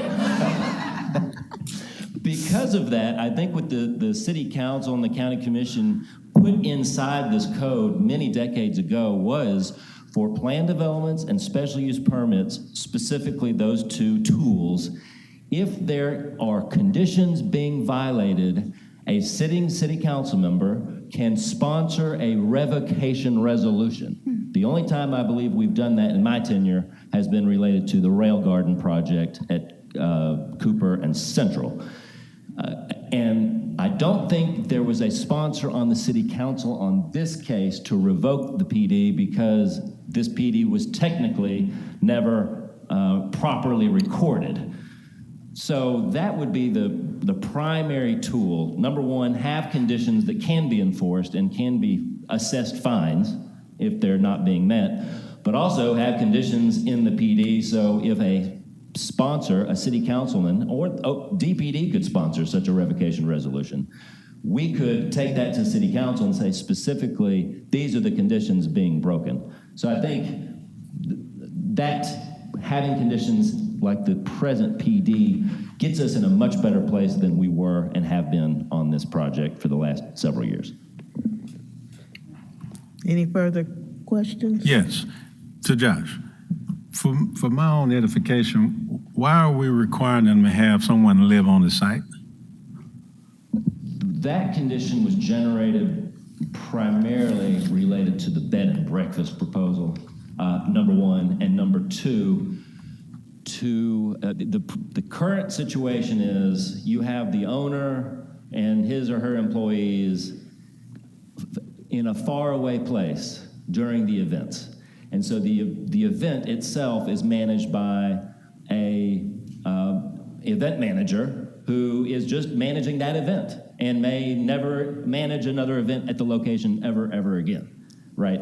So twofold, it started from the bed and breakfast function, but also we want to have someone on site during the events, and I believe the applicant has agreed to maybe not a overnight person, but a staff person always there. So we're not dealing with a different event manager who doesn't care if he or she breaks the rules because they're gone tomorrow. And instead have someone on site that actually represents the owner. During any event there, whenever there's activity, we want to have someone on site. Correct. Okay. Okay, any further questions? I'd like to ask Josh something. Josh, on page 20 of the staff report, there is a little different set of conditions after the date of City Council's approval of this planned development. That's correct, right? Correct. As compared to today's development. Yes. Well, the time is extended in condition 2 to 11 o'clock. And the number of guests changes. Why did that happen? So we're recognizing the fact that the events articulated in Roman numeral 2, capital A, we are recognizing that there have been contracts signed for particular events prior to this discussion. Yes. And so that's what addresses those. But we don't have to do that, right? Zoning can prevail over those contracts. So if the body is inclined to not bifurcate contracts signed in the future and contracts signed in the past, I think what the body would do is strike paragraph A and just go straight to B, and those would be all events. Yes, that's what I would like to do. So I'm going to move, Madam Chair, that we strike, is that H or 2? 2B. The 2A, that whole paragraph of several paragraphs, and go straight to B, which will become A. Is that clear, Josh? Yes, and before you get a second on that motion, I would add to it that then paragraph B would be, the current sentence would be struck. Instead, it would say, hours of operation, colon. That's fine.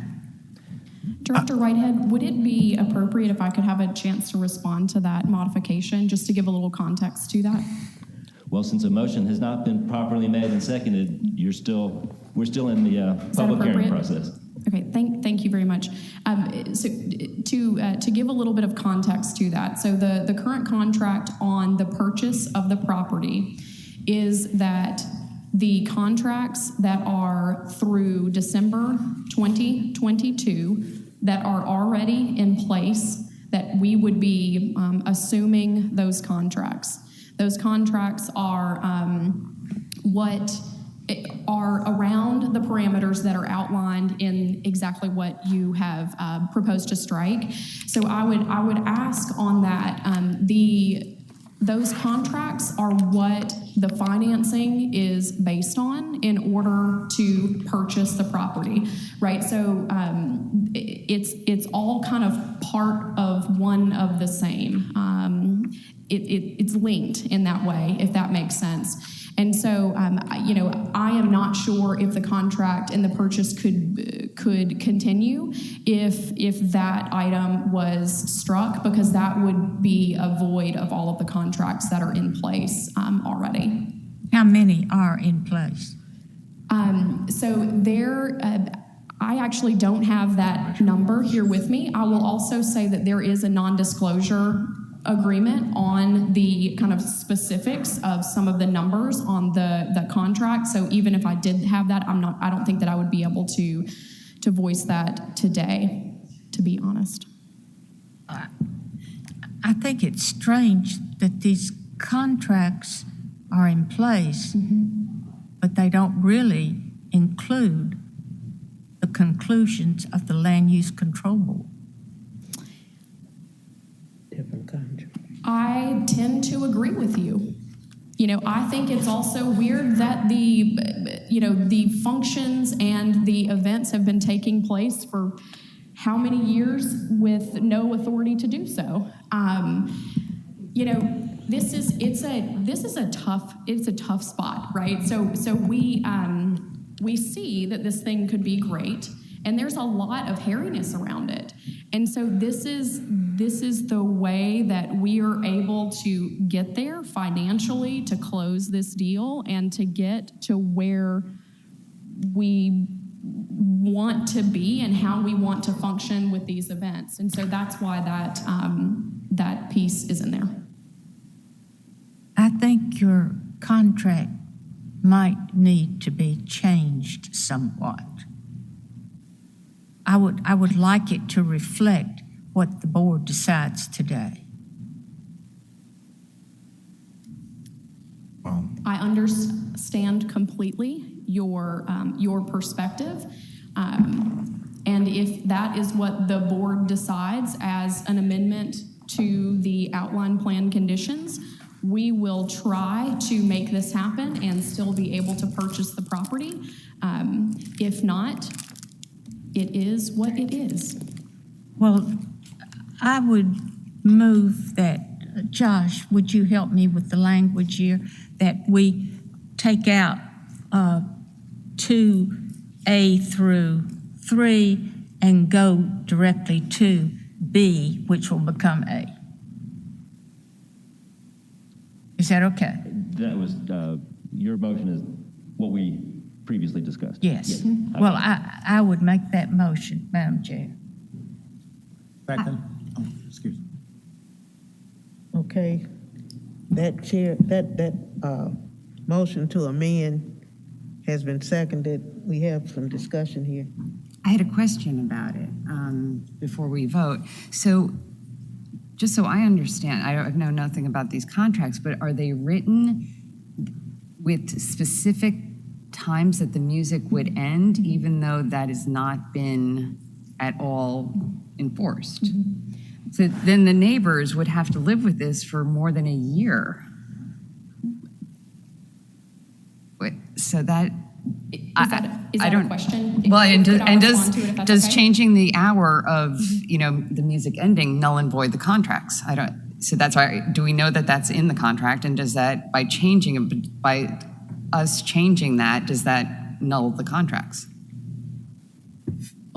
If I could answer that, if that's okay, my kind of my opinion in that way, I think it would lead to contract potential renegotiations with all of those contracts that are in place, right? I mean, so and the piece of the puzzle about what's currently in the contracts is that it has an 11 p.m. stop time on weekends, and some other parameters around that. We will then be managing that. So that is what I am saying, that like it will actually be managed and the rules will be followed, which they're not followed right now. But contractually we could do that because what's outlined in the top piece to the puzzle of that 2A through C or whatever, that's 2A 1 through 3, excuse me. So that's currently in the contracts that are in place and signed with the current owner and with the folks who will have events through December 2022. So we have that as a tool to say it has to end when the contract says it has to end, because we will have a person there enforcing that. Mrs. Haywood, first I want to say you're doing a really nice job. I think what needs to be recognized first is that y'all are inheriting obviously a hornet's nest that's been going on for 4 or 5 years. And so I don't think y'all should take all of the blame, but I also see it's an opportunity for the neighborhood to get more in control of how this site is being used. I don't disagree with you, Margaret, Dr. Pritchard, about your, I hate to see going all the way through 22 with these additional hours for the neighborhood's sake. Right. But that's just one of a few other issues. So recognize first, you're doing a great job. And I see that you're dealing with and trying, I think if we can find a resolution, the neighbors could be very happy.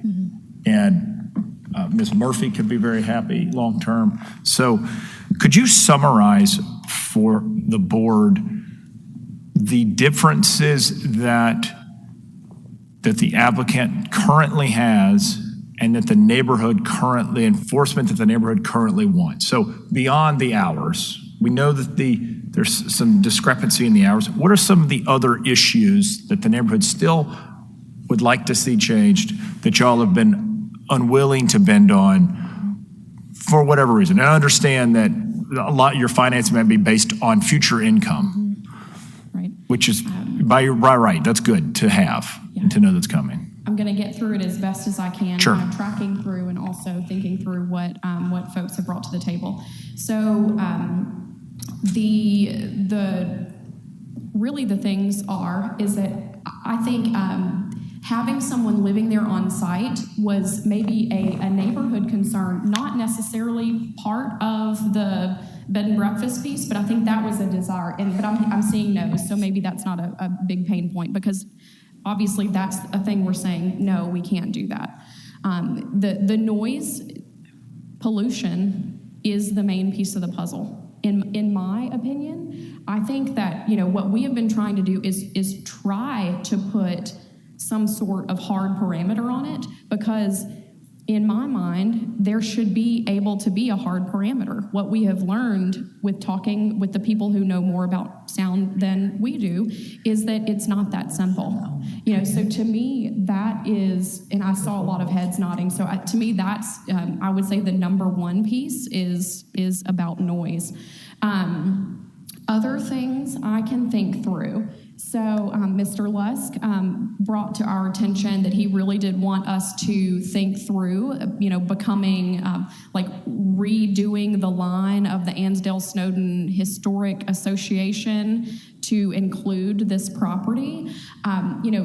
This is a process that we are trying to move into the home, hopefully end of October, close on this thing. That's a whole other animal. And to understand the capacity of that and what that really means. And so what we have done is work and include the clause in our outline plan to where all, of the, anything new, any major modifications of the property have to go through DPD for approval. So we're not totally there on that one, but we're halfway there, because we're saying, yes, we agree. But I just, lawyer speak, we don't, you know what I'm saying? We just can't commit all to that. Let's see, Mr. Lipinski, what else? Okay,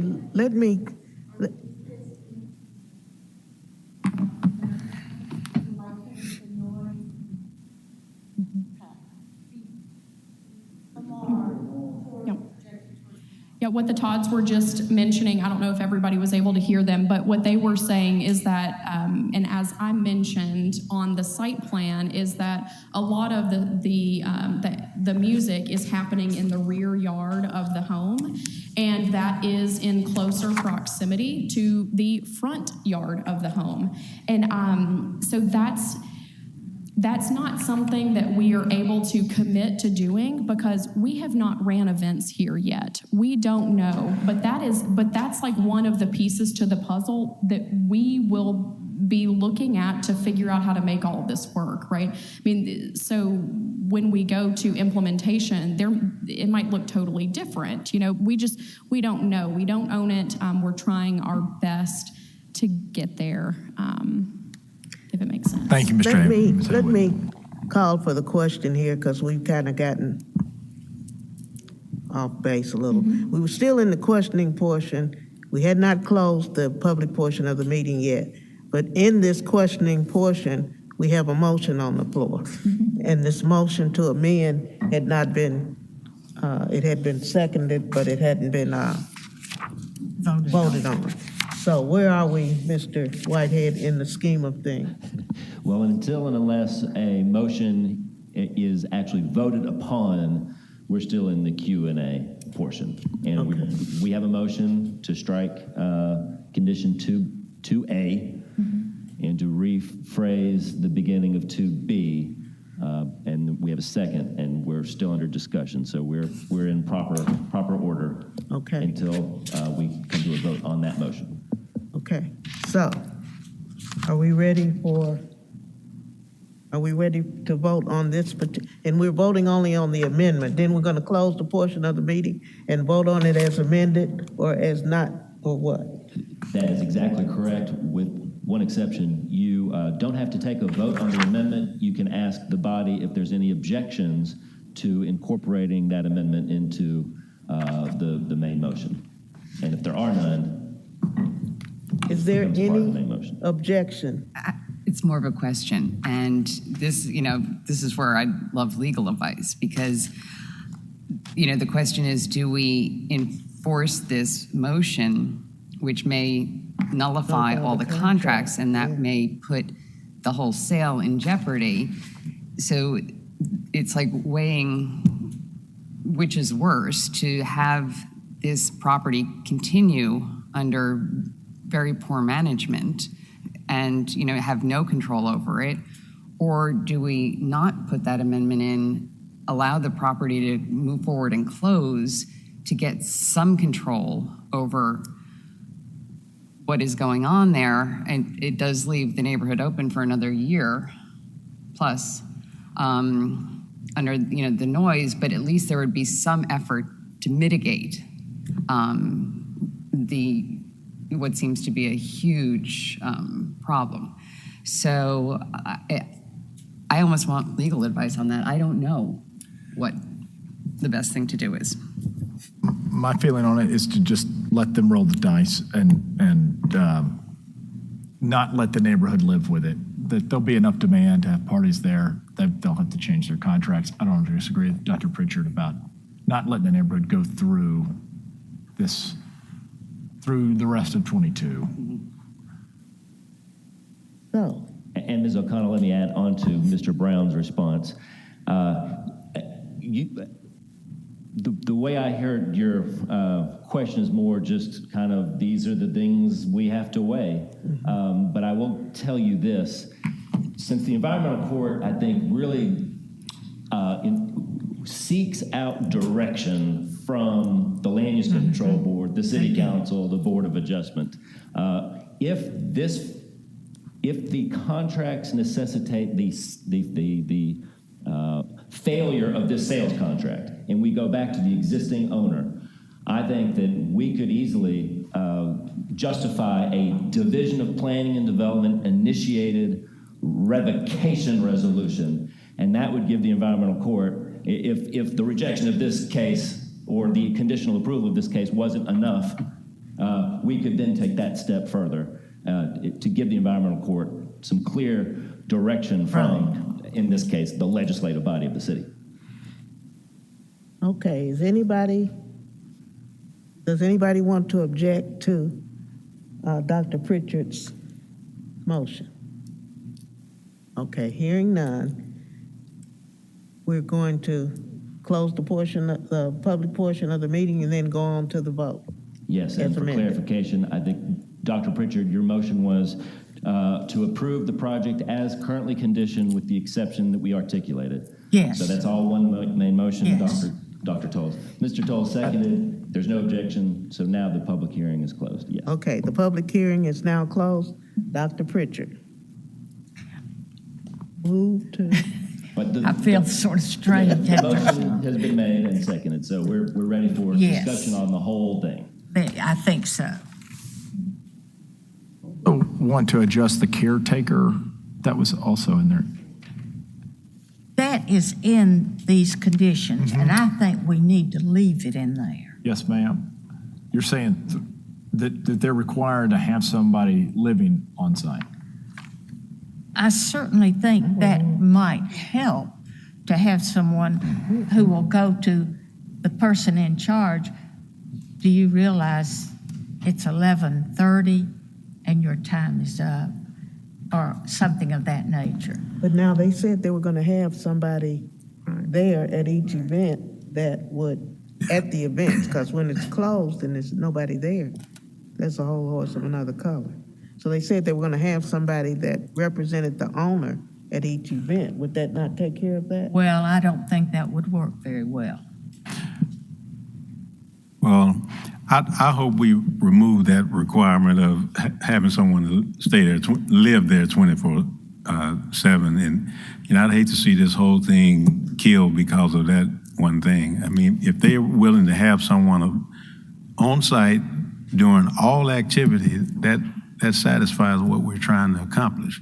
Well, we'll leave it at that. Okay. Okay. All right. Okay. Is there any further discussion? Because her motion was to amend the case, amend the motion as it was presented by the Land Use Control Board.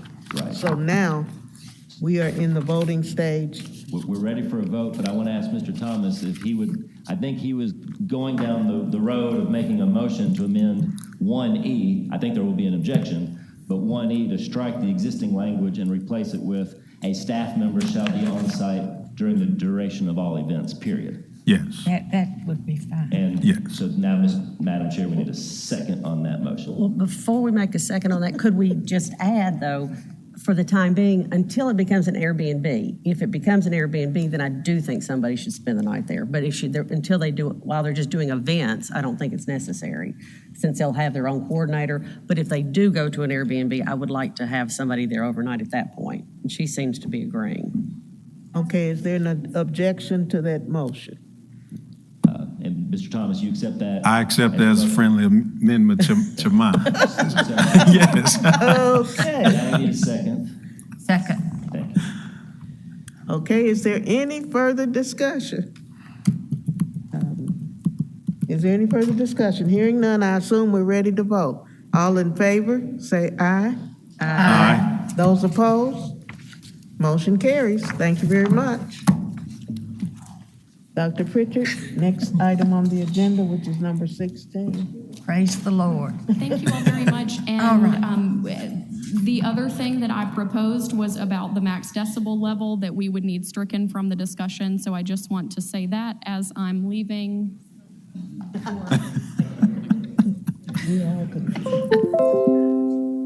Okay. I believe, Madam Chairman, we're down to item 16. Yes. Which is C21-11, comprehensive rezoning of certain areas throughout the city. Staff recommendation is approval. On this one, we're going to have a presentation by Director Zena. And Madam Chair, as Mr. Zena prepares his discussion, this is a somewhat unique agenda item in that this is a city-initiated rezoning. We have several cards, all of whom are property owners or their representatives that are subject to the property. I would recommend that rather than giving them a cumulative 10 minutes, we give each perhaps 2 minutes. 2 minutes per property. Now, if we have 2 people on one property, they need to, divide that 2 minutes. Okay. But I think we give them each 2 minutes since they are subject to, they're almost like applicants in this respect, right? Okay, all right. Thank you. All right, thank you, Madam Chair. Members of the board, John Zena, Division of Planning and Development. I'm going to be the applicant and presenter, playing a dual role here on this item. As Mr. Whitehead noted, this is a city-initiated comprehensive rezoning, and I'll give some background on that to begin. First of all, where this comes from, on March 16th, our city council approved a moratorium. It was specific to the construction of gas stations and used tire shops. With this moratorium, the city council requested that the division study the effects on these uses on neighborhoods and propose amendments to the zoning. What we primarily focused on were that within our CMU3 districts and industrial districts, you find mostly these auto-oriented uses such as gas stations and used tire shops, as well as other types of auto-oriented uses that are more appropriate for auto corridors as opposed to more neighborhood commercial uses. In our review of the existing zoning, both in terms of the UDC and the map, we felt that the best solution to address this moratorium, given that the extent of it was citywide, was to look at not only what modifications could be made within the text of the UDC, and Mr. Whitehead's going to talk about that when we get to the ZTA in a moment, but also and perhaps primarily what we could do to the map, the zoning map, to be able to reduce the preponderance of CMU3 zoning throughout the city, thereby reducing the amount of opportunities for these types of uses to be further proliferated throughout the city. In doing so, we looked at Memphis 3.0 as our guide in terms of understanding where there were incompatible applications of CMU3 zoning. So obviously this is a busy map, but the key things to highlight here are the outlines in red show the CMU3 districts throughout the city, and then the solid colors underneath show all of the future land uses that are identified within the comprehensive plan. The ones that we focused on primarily were areas where CMU3 zoning overlapped with what is identified in the comprehensive plan as anchors. In other words, there are mixed-use centers of activity in our core city or in our neighborhood centers identified by the plan that are less appropriate for auto-oriented uses and more appropriate for uses that support a thriving neighborhood center. We also looked at areas on the future land use map that were identified for low-intensity commercial and services. There is a future land use category called high-intensity commercial and services, which is a little bit more appropriate for auto-oriented uses. Low-intensity commercial and services are less appropriate. So primarily that's where we put our focus. So you will see in most cases the proposal is to make changes with respect to a new commercial zoning district, either CMU1 or MU, although there are a few exceptions, and we'll go through those individually. I do also want to note, too, that I know we have a few speakers here today, but there were others who wrote emails and letters over the past week. We did make every effort to accommodate requests while still meeting the intent of the City Council moratorium. And I put an orange star here because on the following maps, I will try to demonstrate where one of those letters did come in and what the resolution, if any, was on that request. So first, before we start getting into the individual maps, I want to make a comparison here between our CMU3, which is our high-intensity commercial district, what it allows, and then the two other commercial districts that we predominantly used in this proposed rezoning. Again, as I said before, CMU1, which is a lower intensity, which does not include gas stations, does not include used tire shops, does not include auto repair or car wash by right. And then our mixed-use district, which does not include any of those auto-oriented uses. Another sort of point of distinction to make here between these, with the CMU3 district allows a much higher building height, 75 feet, than our CMU1 district at 48 feet. Presently, our MU district actually allows 45 feet, but as part of the ZTA that Mr. Whitehead will propose in a moment, that is proposed to increase to 75. So there would be no difference in terms of height between CMU3 and MU. It's primarily about use. All right. Just working further towards our individual maps, this overall map shows where you have the overlap of the CMU3 zoning and the areas designated as anchors, and then the low-intensity commercial districts. If you remember from a moment ago, these were the areas on the future land use map that we put our primary focus. And then we further narrowed down from there to the following areas that are encircled in blue. So I'm going to go through each one of these so that you're able to see each area. There are several of them. I will try to move swiftly so that we can get through these. And then if you have any questions, we can do that at the end. The first area to discuss is a fairly small change. This is at Overton Crossing and Whitney and Fraser. As you see, it's one portion at the northwest corner of Whitney and Overton Crossing that is a small area of CMU3 that's part of an anchor area. Our recommendation is to rezone that to CMU1. At James and Old Raleigh, there is a very large amount of land here that is zoned CMU3, and underlying that zoning are a mixture of different uses. We did our best to try to reflect that mixture of uses, but also carry out the intent of the comprehensive plan as well as the moratorium here. So the north side of James Road along Old Austin P Highway, proposing to rezone that anchor area to MU.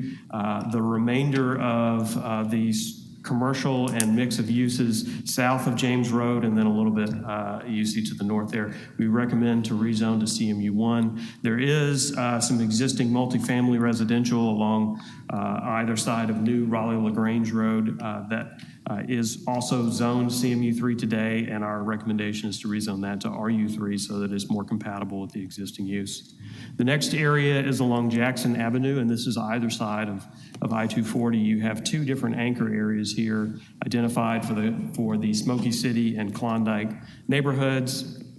In those anchor areas, our recommendation is to rezone the places designated as anchors in the future on the future land use map to MU, and then the remainder of the areas rezone to CMU1. You do see an orange star here. That actually was a request from a supporter who asked, could we look at that one piece on Bellevue, and we will look at that in further study after this application moves forward. The next area, Chelsea and Hollywood, similar theme as the last, where looking at the anchor area, here we are requesting to rezone that CMU3 anchor area to MU. Ayers and J.W. Williams, this is north of I-240 near the former Carnes Elementary School. Similarly to the area in Fraser, we saw just a couple of places of CMU3 zoning. We'd like to downzone that to CMU1. At Madison and Cleveland, this is obviously near the Crosstown neighborhood. This anchor at Madison and Cleveland, we recommend to rezone to MU, and then the remainder of the area rezone to CMU1. We believe this is very much in keeping with the built character here in this area. Along Cooper Street, there is a good bit of CMU3, mainly from Carr Avenue south to the railroad. We are recommending that CMU3 be rezoned to MU. We did discover over the last week there are 7 single-family properties, primarily on Vinton and Carr, that actually are zoned CMU1 zoned CMU3. One of the residents of those homes asked, could this be modified for those 7 homes to go to CMU1 rather than MU, and we were agreeable to that. And so that is included in the staff report. The next area, Lauderdale and Vance, this is the South City area, CMU3 primarily along Vance Avenue, recommending to rezone that full stretch to CMU1. Tillman Street at Tillman and Johnson, a small area, anchor area there that we're rezoning to CMU1. This is compatible with other areas, commercial areas along Tillman Street just to the south. Park and Getwell, this is a fairly large property. You do have a grocery store shopping center on the back part of the site that we would recommend remain as CMU3, but on the front part of the site along Park Avenue, on those out parcels, as we look to potentially get more frontage along Park Avenue, rezone that to MU so that it's more active along that street and able to support the growth of this area, particularly with the new investment in the South Campus of the university. Lamar and Airways, you likely remember the work that we did along Lamar Avenue to rezone the majority of Lamar Avenue from Bellevue to Prescott from CMU3 to CMU1. We'd like to continue that trend up Airways to Park Avenue in this area that affects the anchor of the Orange Mound neighborhood, so that would be recommended to be rezoned from CMU3 to CMU1. There were a couple of parcels that were missed, so to speak, from the Lamar Avenue rezoning. This is one of them at Lamar and Kimball, so we would recommend to remain consistent with the prior action that was taken here to rezone this property from CMU3 to CMU1. There are, again, a couple others that we missed, especially as you look in the areas in between those, the Lamar and Airways and Lamar and Kimball. Many of these are kind of straddle the line between commercial and residential. So in most cases, the recommendation was to rezone to RU1 to reflect the residential uses and that transition into the residential neighborhood. There were 2 property owners who requested to remain commercial, and so our recommendation is that they be rezoned to CMU1. Those properties that we worked with the owner on were commercial in nature, so we feel that is appropriate. Elvis Presley and Alsea, looking at the anchor area here and agreeing with, or proposing, a rezoning of this anchor area to CMU1. Along 3rd Street, there are, I believe, 6 anchor areas along 3rd Street. Obviously, 3rd is a very auto-oriented corridor. However, what this would allow us to do is to focus on the anchor areas that are more centers of surrounding neighborhoods. Also sort of break up some of the saturation of CMU3 by having pockets of CMU1 throughout the corridor here. We did have one letter related to a property near 3rd Street and Weaver opposing the present use is auto repair and salvage yard, which again is the type of use that we're trying to get away from. But one thing to note about this property, it actually has Board of Adjustment approval to function as for auto repair and salvage. So in a sense, it would not be affected by this rezoning. The next area is Elvis Presley and Rains. This is a fairly large area here. You see there's a few different recommendations going on here. Some of this is reflective of a small area plan that my staff prepared for this area. The primary recommendations here would be on the northeast, rezoning the majority of the Whitehaven Plaza area to MU, and then the back portion of the property to a residential use to be able to transition into the residential neighborhood, and then the remainder would be CMU2 or CMU1, so both commercial uses. Nearing the end here, the area of the edge south of Union, we have a large portion of this. This is around the old commercial appeal building, sort of right behind that. Much of that area is zoned for EMP, industrial, although there is some transition of this area, particularly, with a lot of the efforts that have gone on around the South City area. We also worked with the Medical District Collaborative and the Downtown Memphis Commission on a plan for this area and identified RU4, which is a high-density multifamily designation, as being the sort of highest and best use for this area. And so we'd like to go ahead and accomplish that here. In our low-intensity commercial areas, we have a long stretch along Jackson Avenue, primarily from Warford to about Mayflower Avenue, that we would recommend to rezone from CMU 3 to CMU 1. And then similarly, in the area of South Parkway that's just to the east of Riverside Drive, that we would recommend from CMU 3 to CMU 1. 3rd and Mallory, same thing, CMU 3 to CMU 1. There was one property owner right at the northern edge of this area who has more of an industrial property that they asked to be excluded, and we agreed based on that existing use. And then finally, this was a request that we had to look at potentially restricting or reducing some of the commercial in this largely residential area in Whitehaven. So there are two properties that we are recommending to remain CMU 1, but the remainder to be rezoned to the surrounding residential zoning categories. We do have some areas for further study. This area in Coral Lake was part of our initial proposal. As you can see, it's a pretty large area. Right now, the existing zoning for much of the area, or for the area here that's highlighted in the green hatch, is heavy industrial. As far as we could find, it's been heavy industrial for as long as we've had zoning, although this is predominantly vacant land.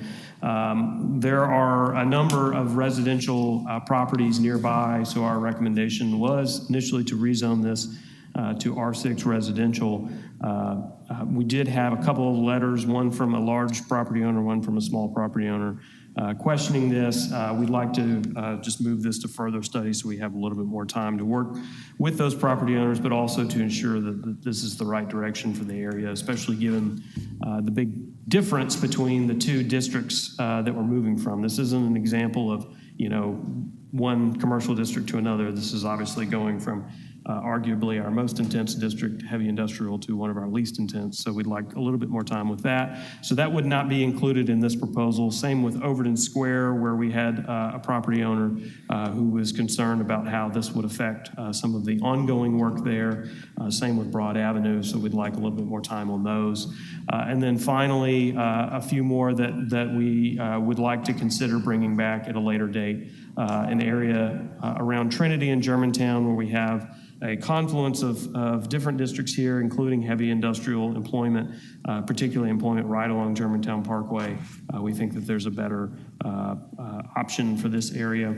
Summer and Graham, you see, this is just a mixture of different zoning classifications around this anchor area we'd like to clean up. We plan to address this in the Summer Avenue Corridor Plan, and actually Mr. Gill is the LUCB's representative on that stakeholder plan, that stakeholder committee for that plan. So this is something that we would like to accomplish during the Summer Avenue Corridor Plan, and again, bring back later to address. And then finally, Poplar and Perkins. Similarly, this is a pretty large site with predominantly CMU3 zoning. We think there's a better option here. We'd like a little bit more time to address that. So I'll conclude just with this summary slide and leave this up.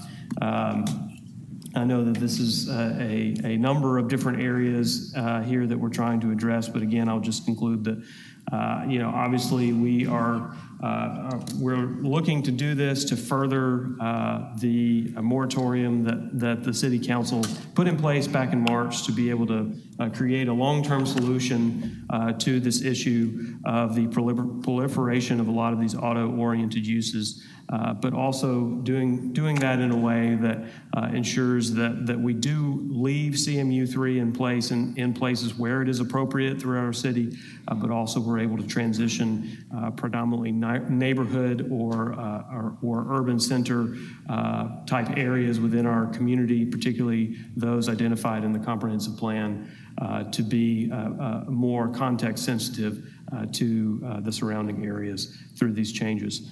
I'm available for any questions and appreciate your time. Thank you, Mr. Zena. Do you have any questions right now? Then we have about 10 people that we need to, that are in opposition. And we're going to give you 2 minutes each, and we're going to stick to those 2 minutes. So I will call on everybody so that we won't wait for somebody to think they should be next. Lewis Moore. Lewis Moore. Name and address.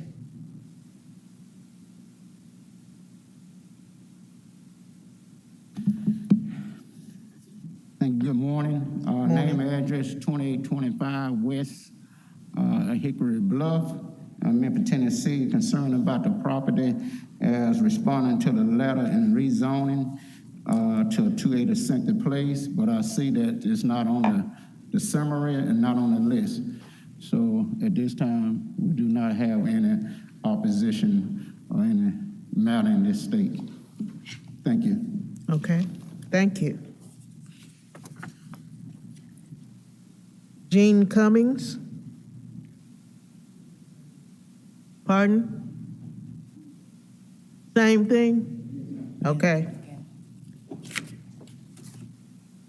Chelsea Rainey. Chelsea Rainey.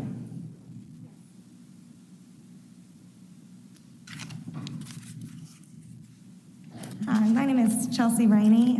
I live at 756 Moss Road. I am here on behalf of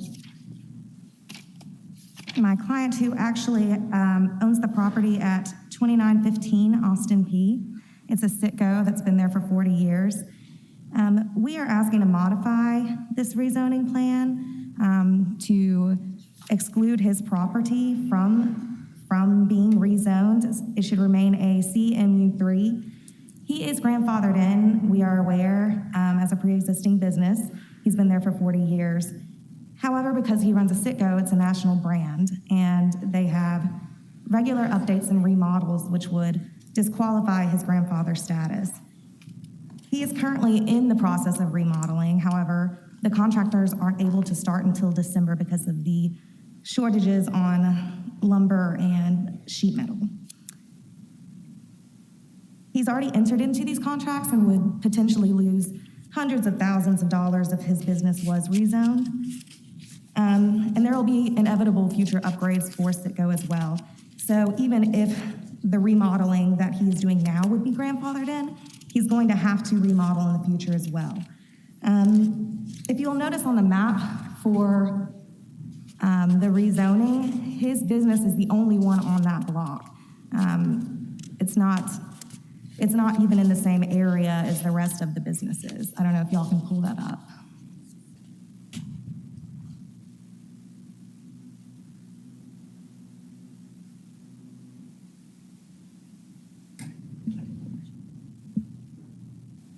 Yeah, I don't know if you can see it on that. The map that we got for the notice of the hearing shows it better. I don't know if y'all have access to that, or I could give it to you if y'all would like to see it.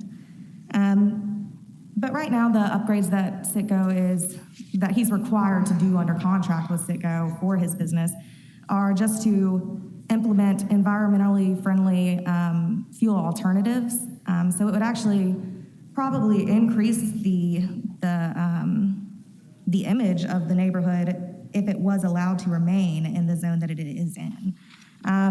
So we would just ask that his location, his property would be exempt from this rezoning. He's going to have to continue to remodel, and that would disqualify his grandfather status. He's also a gas station, so he's not even able to be in this new zone. And he's been there for, I think over 40 years, and he's going to have to comply with Citgo regardless. He's in, prior existing contracts with them right now, specifically for a remodel, but inevitably in the future as well. Okay, thank you. Thank you. Next, we have Ms. Stephanie Walker.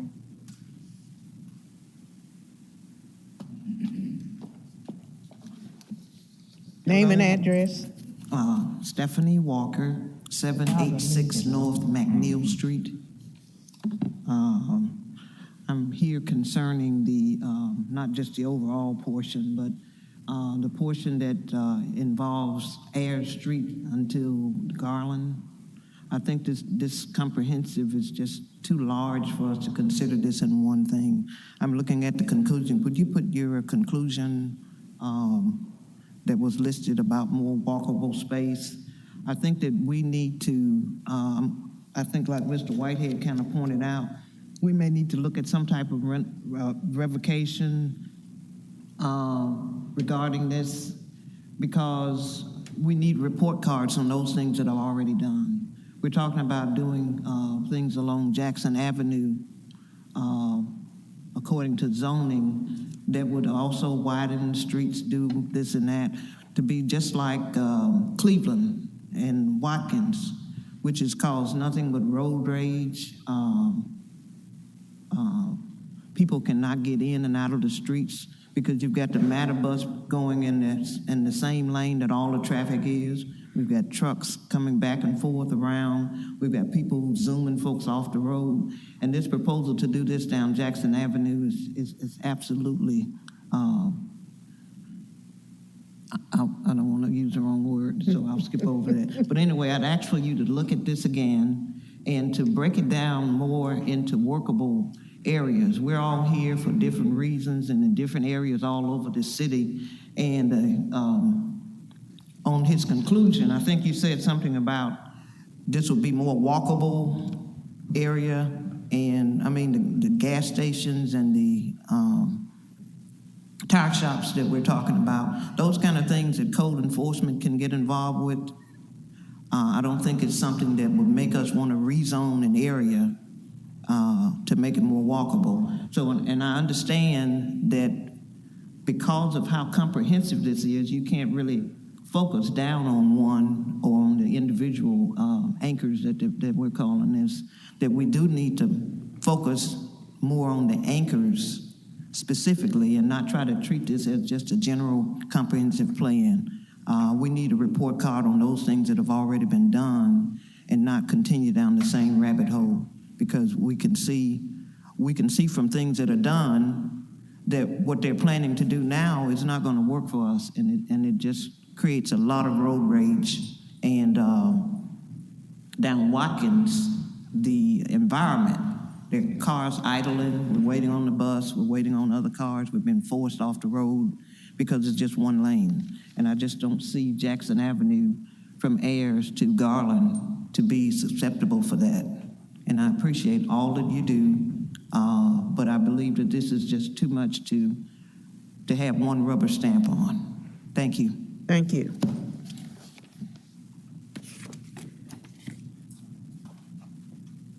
Lou Salama, give us your address and got 2 minutes. Good morning. Good morning. My name is Lou Salome. The address is 4384 Stage Road. And I have put a pause to the rezoning mainly because I don't know precisely the difference between MU3 and, CMU3 to CMU1. Now, the property that I own, it's a 40-story building, and we have mixed use of businesses. We have over 30 tenants right now with different businesses, from accounting to transportation to hair salons.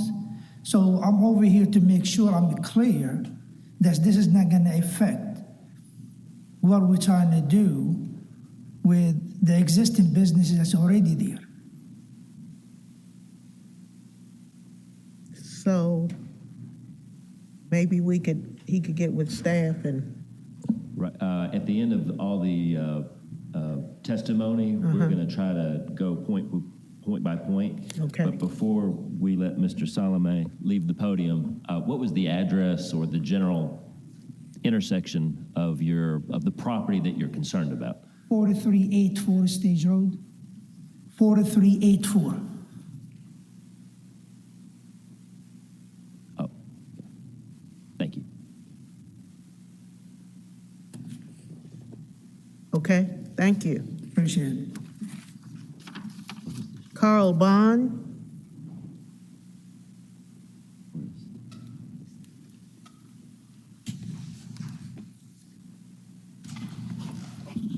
Good morning, Madam Chair and board members. My name is Carl Bond. My residence is 3122 Robbie Don, Memphis, Tennessee. I'm the owner of Bond Funeral Directors, which is located at 479 Vance. This facility has been a funeral home, and this is my family business, since 1930. And we received a letter that our property is being considered to be rezoned. Currently, funeral homes are not allowed in CMU 1, and funeral services and things of this nature, CMU 3. We're asking that the board would consider today to exempt us from the CMU 1 zoning proposition.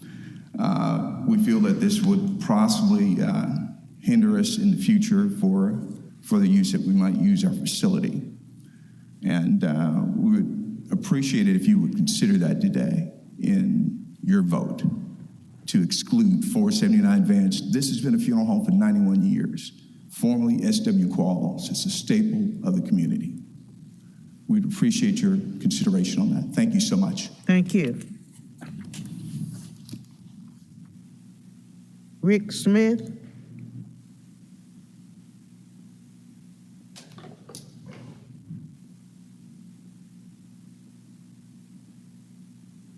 Thank you, Madam Chair. My address is 3460 Plaza Avenue. I'm here on behalf of Fenard Properties, the owner of Whitehaven Plaza. I marked oppose on my card, but it's not a strict opposed to the entire thing. We have something with our property that really we want to discuss, and it is that our property was split into two different categories. What happened on the front, I will go as far to even say thank you. We are very on board with the MU zoning, and we believe that helps us. It helps the community, and all ships rise with the tide. Our pause is the back of the same parcel becoming residential. We would just like to have the opportunity to meet with someone and discuss that further to understand any potential parameters that would occur because of that. So we are for your approval. We are pleading for the condition that we could meet with someone and discuss the split zoning, particularly the backside of Whitehaven Plaza going to summarized as residential only. Thank you. Okay, thank you.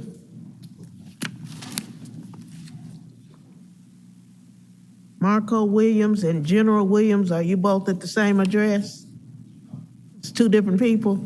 Okay, give me Marco Williams first.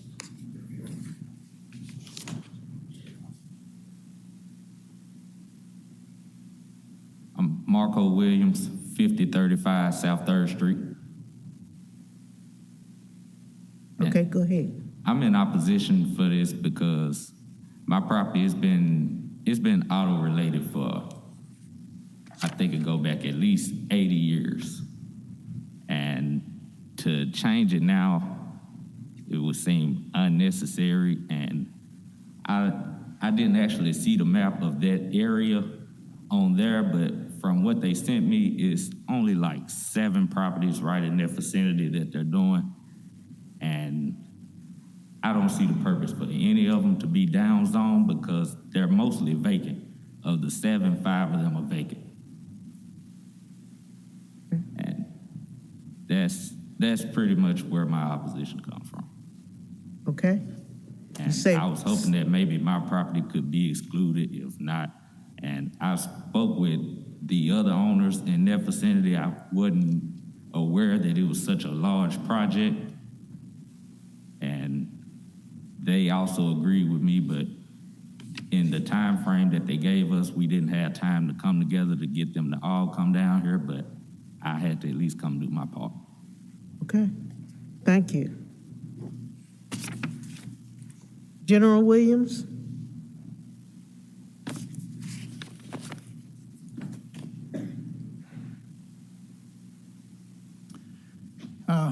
My name is General Williams, and I am owner of property located at 4240 Opportunity Road. When I purchased this property, the property was zoned as commercial. It came to pass, I bought some building plans, residential building plans, and I needed information because I didn't know much about what I was doing. I came down here to Planning and Development, talked to some people, and had my little plans with me, but they were big plans with lots of square footage. And so I was told by the people I talked to that they suggested to me R-6 zoning. Then the people said, no, that won't work for you. Then they said, well, perhaps you should do this. What you should do is rezone your property to agriculture. And this is what I did, because I was going to build quite a big, pretty big house. And she said, well, that'll work for you. I said, okay, good. I got my money together. I came down here. I went through this process. I had the property rezoned for agriculture, for commercial only. The property was bought for, to build a house on. That's why I bought the property.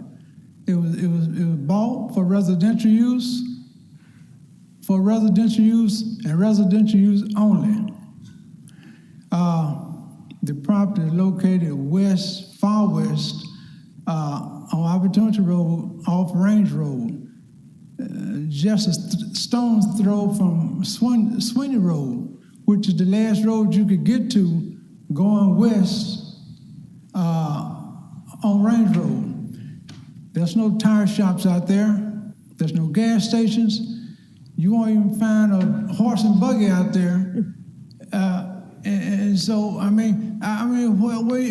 if anyone put a service station out there or a tire fixing shop out there, they'll starve to death. If that area hadn't been changed for years, nearly all traffic turns left or right, north or south on Doubletree Road, going into that neighborhood. There's one other street west of Doubletree Road. There's a neighborhood back in there. Then you have the railroad. West of the railroad, there's nothing but weeds, trees, very few frogs, but lots of weeds and trees, and there's nothing out there. So, why? I don't understand why someone put this property up for rezoning. And I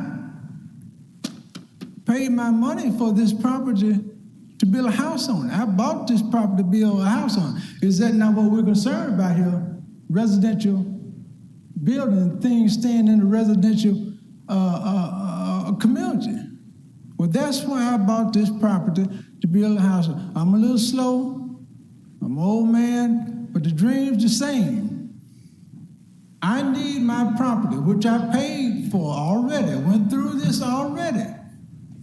I need my property to stay agriculture. Okay. I do not intend on doing anything else with it. I'm too old to pick up tires. I don't want to run nobody's business. I'm not going to open a gasoline shop or a service station. I don't know no one. Okay. I've had that property. It was in. We got you, Mr. Williams. Ma'am. 2 minutes. You've gone on to 3 minutes, but we understand what you're saying. They're going to address that. Thank you very much, after the fact. Thank you. Thank you. Great presentation. Mr. Williams. Mr. Williams, can I have you respond to one question? What is the location of the property you're concerned with? My property is My property is 4240 Opportunity Road. Thank you. Got it. Thank you. Okay, we still have Michael Alexander. Michael Alexander. Okay, I assume they're gone. And last but not least, Devin Buford.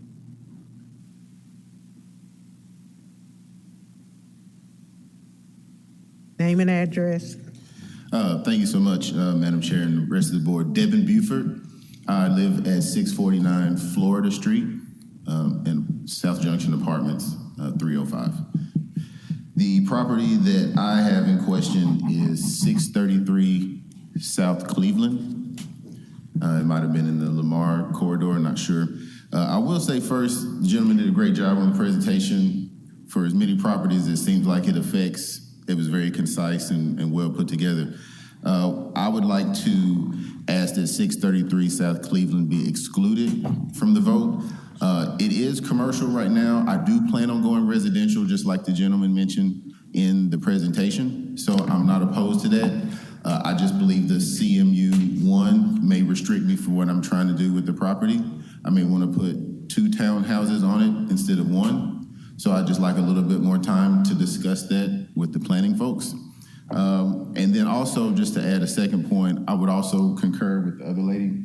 I think this is a very comprehensive plan that touches a tremendous amount of homeowners that should probably be a little bit more engaged with such an ambitious plan to the city.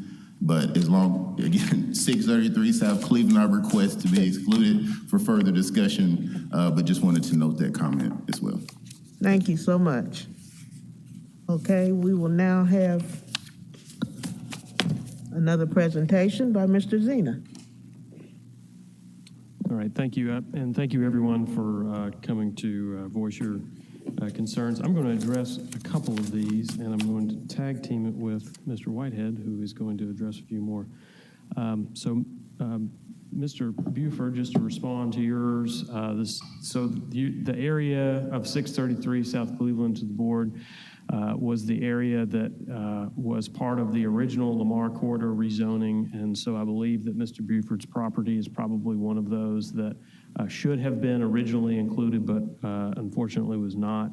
However, if your intent is for townhouses at that property, that would not be impacted by this proposal. CMU 3 and CMU 1 both allow townhouses to occur by right, so that would not be an impact to your property. Again, this is really about removing the more auto-oriented commercial uses from what is allowed by right for these properties. I tell you what, why don't I just run through a couple of these, and then if Madam Chair allows, then we can do some back and forth. Let's see, to Mr. Salome, really the same response for the uses that you identified would be allowed in CMU 1 from CMU 3. There may be more detail that we can talk about between now and ultimately City Council, just to ensure we're crystal clear on that, but I think we're okay. Mr. Smith, thank you for those comments, especially your endorsement of the MU. And I think that potentially part of the solution could be just that MU is the single district for the whole site. But again, I think that's something that we could potentially work through between now and council and get that squared away so that there are no issues there. I think that's a fairly minor issue. Mr. General Williams, if you recall, let me actually bring it up.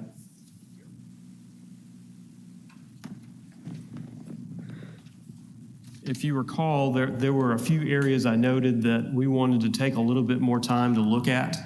And your area was one of them where we felt like that there was, this was a big difference to go from heavy industrial zoning in what is the case in most of this area to R6 zoning. So if conservation agriculture property got wrapped into that. That's likely the result of just an error in our database.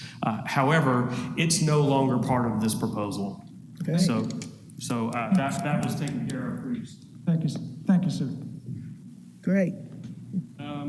And then the last thing I'll note is just to address Mr. Marco Williams.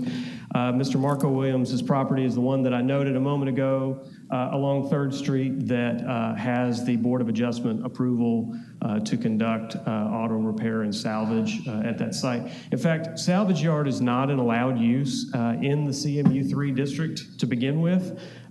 So he actually has a little bit more approval because of that BOA approval that was done back in 1940 on his site. But he does actually make the point of why we're interested in making this change for the area. There is a lot of vacant property that's zoned CMU3 there. What we don't want to do is further proliferate those types of auto-oriented uses and concentrate them there. We'd like to break that up a little bit. So that would be the reason there. And then last thing, and I think Mr. Whitehead is going to address a couple more, along Jackson Avenue, those changes there actually were not only part of a small area plan that we're working on as a part of Accelerate Memphis, but also we did receive some letters of support for that and do believe that is a positive development for Jackson Avenue to move towards the MU zoning so that we can have more neighborhood-centered walkable development there, primarily at the anchors, and then have more neighborhood-oriented, low-intensity commercial in the areas between in the CMU1 area. So I do believe that is a change that is not only consistent with the comprehensive plan, but also consistent with what the council is intending out of this moratorium. So I would like to keep that as we've proposed it. And I will turn it over to Mr. Whitehead. I think he's got a couple more he had one to address. Thank you, Mr. Director. Two last comments to our two speakers. I'm going to build up to what I find is probably the most exciting one. First, Ms. Rainey, who I believe may be related to Tracy Rainey. Okay. Tracy Rainey was a prolific developer in the 50s and 60s. To Ms. Rainey's comments about the potential and ongoing renovations of 2915 Austin P, the question will be is if your client is able to obtain a building permit prior to this rezoning going through second reading of City Council, then it will not affect that renovation. So that's the law of the land. It's called the Vested Rights Act. So as long as the pending legislation is not sufficiently pending, which would be second reading of City Council, which is probably in about a month, as long as you have a building permit, you're locked into the existing zoning and not into the future zoning. And finally, what I find, again, very exciting, Mr. Bond, as Mr. Bond mentioned, he was referring to the old Qualls Funeral Home, and for those, I love history lessons. The Qualls Funeral Home was one of the first black-owned businesses on that block of Vance. He sought to open his funeral home in I think 1929 or 1930. The Board of Adjustment rejected that request, and it went all the way up to the Tennessee Supreme Court.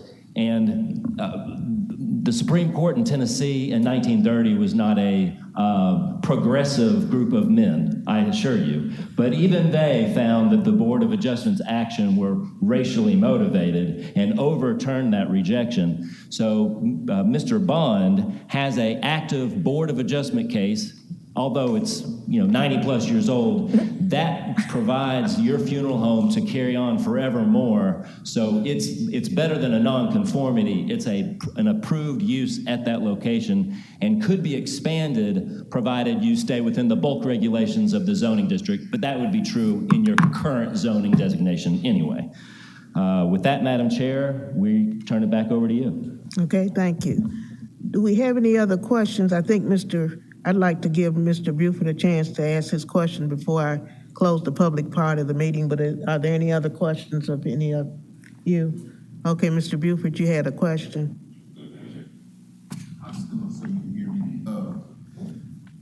And thank you for that. The only thing I was asking about, and appreciate the by right, I guess, notation there, was I think you listed that CMU1 only allowed for single family only per what was on the board.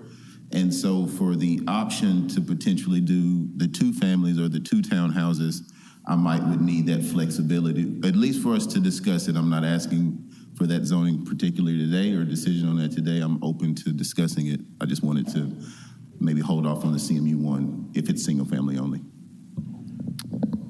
Madam Chair, may I respond? Go ahead. Yeah, it is not single family only. CMU3 and actually CMU1 and CMU3 are the same when it comes to residential uses. It will allow single family, 2 family, and townhouse. And what was the height? The height would be, what, 48? 75. I think I saw 45 and 75, but just to make sure. Again, we're not designing property today, but just making sure I have the flexibility to have the conversation.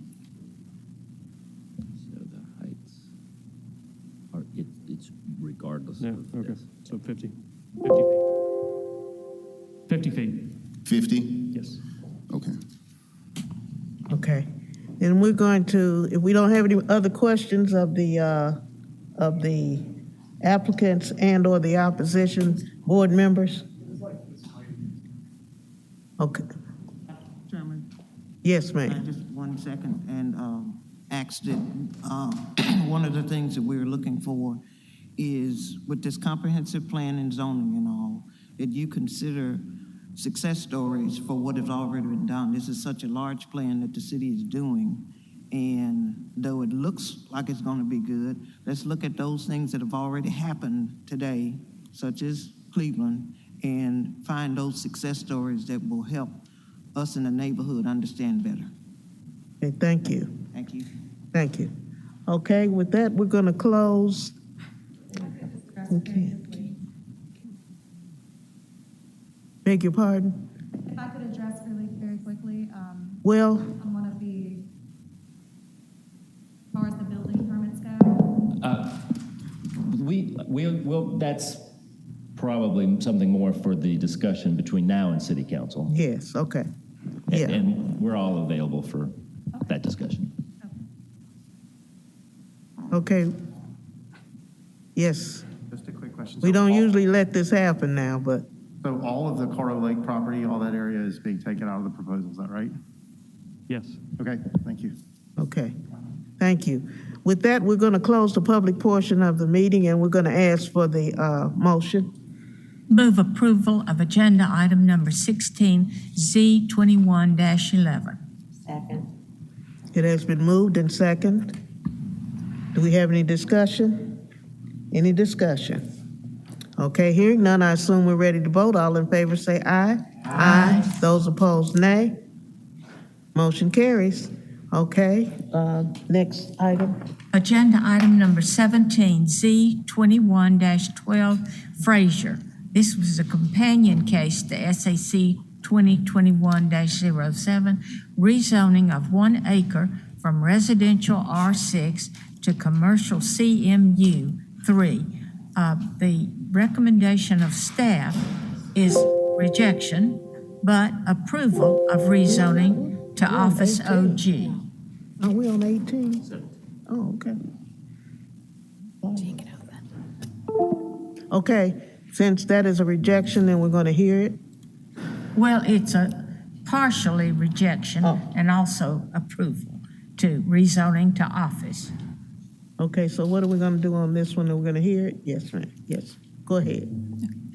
Clerkship Diggs, Division of Planning and Development. The items before you are Z21-12 and SAC 21-7, though staff is recommending approval with conditions for SAC 21-7, which was approved on consent earlier today. So I'll just focus my presentation on the rezoning proposal, which staff is recommending rejection of. So again, that would be Z21-12. The applicant is MIM LLC. The location is the northeast corner of Hinman Avenue and Henderson Street. And again, the request is a rezoning of just over an acre size property from the residential single-family 6 district to the commercial mixed-use 3 district. So here you'll see the zoning map and the land use map for the subject property. On the left, again, the property is currently zoned R6, and the request is to rezone this property to CMU3. Additionally, the land use map shows that the property is currently vacant and is surrounded by a mixture of vacant land, single-family residential, and industrial land uses. Though it's important to note that the industrial use is primarily relating to the adjacent property to the east that currently is home to several different CMCS towers. So here are a couple of site photos. The site photo on the left shows that the lot is currently, again, vacant, but mostly overgrown with a variety of trees and different shrubs, and there's no curb and gutter present along the Henderson Street frontage. And on the right, you'll see a photo of the subject right-of-way to be closed under SAC 21-7. It's currently a paper street that is used primarily as a dumping site at this time. And here you'll see the closure plat for SAC 21-7, but again, as a rezoning, there's no formal plan of development for the subject property at this time. It's just simply a rezoning request from R6 to CMU3. So the rezoning request is inconsistent with the Memphis 3.0 general plan. The future land use designation for this site is a primarily single unit neighborhood, and the land use category descriptions and form and location characteristics call for the preservation of the existing single family housing stock present in this neighborhood. So staff finds that this particular rezoning request from single-family residential to commercial would be too intensive for this particular location and is not called for by the comprehensive plan. And just as an overview of what uses, a selection of uses that would be permitted by right under different rezoning scenarios. So currently the property is zoned R6, which really only allows for single-family residential uses. But as proposed by the applicant, if this property were rezoned to CMU3, you'll see a list of different highly intensive commercial uses and employment uses as well that would be permitted on the site. And these would include particularly restaurants, convenience stores with or without gas pumps, vehicle parts and accessory establishment uses, all vehicle service uses, and light manufacturing of goods. Under a less intensive rezoning, which would be CMU1, a similar number of commercial uses would still be allowed at the subject property, though staff feels that if this property were to be rezoned, that the OG district would provide the lowest intensity variety of commercial and particularly office uses at the subject property. Probably is. So with that, staff is recommending rejection of the request to rezone this property to CMU3 for the reasons previously stated. But additionally, we have found that the availability of infrastructure and other services to support a proposed commercial rezoning of this property is limited, and that the intensification, again, of development at the site would adversely impact the quality of life in the surrounding neighborhood. So we are recommending approval again of the street and alley closure that is a companion case to this request, but we do recommend rejection of the CMU3 rezoning. However, as an alternative, we would recommend approval of a rezoning to office general. And that concludes my presentation. I'd be happy to answer any questions. Thank you. Have any questions of the staff? Okay, hearing none. We're ready for your presentation, Mr. Britt. Thank you, Madam Chair. Thank you, Madam Chair. We do have a slide deck presentation. However, before I get started, please, ma'am, I'd like to pass out the neighborhood meeting summary, which apparently was not included in the staff report.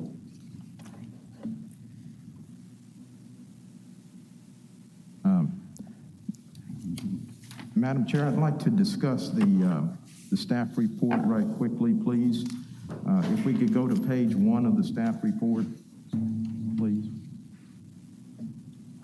We don't have it. I don't have a staff.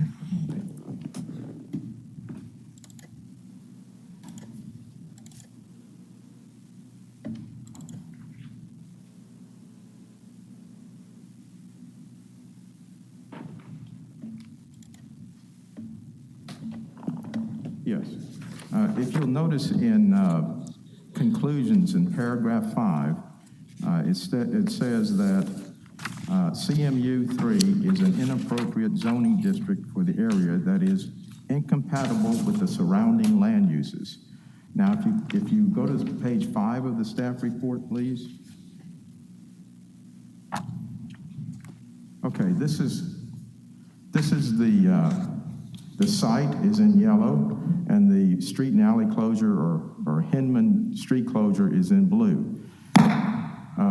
Now, if you'll notice, the site the parcel immediately to the east is what I call a tower farm or tower campus. There are 3 existing towers on that site right now, and this morning at item number 5, you approved an additional tower for this site. Now, that large parcel is zoned R-6. Our parcel is zoned R-6. And yet, the towers are generally approved for CMU3. They are allowed in CMU3. So what we're looking at is the uses in this area, not necessarily the zoning, but the uses in the area. And the dominant use in this area is the interstate. The interstate to the south, that's the dominant use. The interstate is zoned, interestingly, R-15. So you've got R-15 and an interstate use on the south. You've got a R-6 zoning on the east that has 3 towers existing now and a 4th tower being added. So we contend that a CMU3 rezoning is compatible with the land uses in the area. Could we go to page 13, please?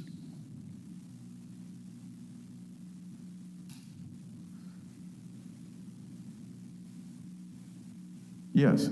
Now, this is from the Memphis 3.0 plan, and everyone's familiar with Memphis 3.0.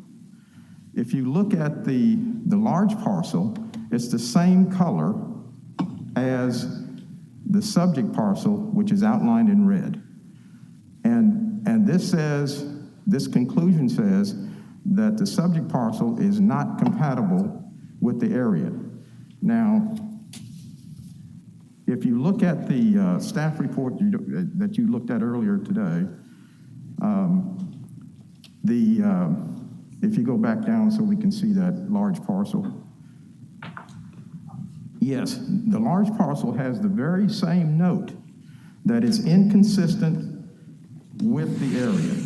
To put another tower, the use as a tower farm is inconsistent with the area. So the same conclusion is being drawn for the subject parcel, and they're exactly the same recommendation from Memphis 3.0. Now, we'd like to show our slide deck, please.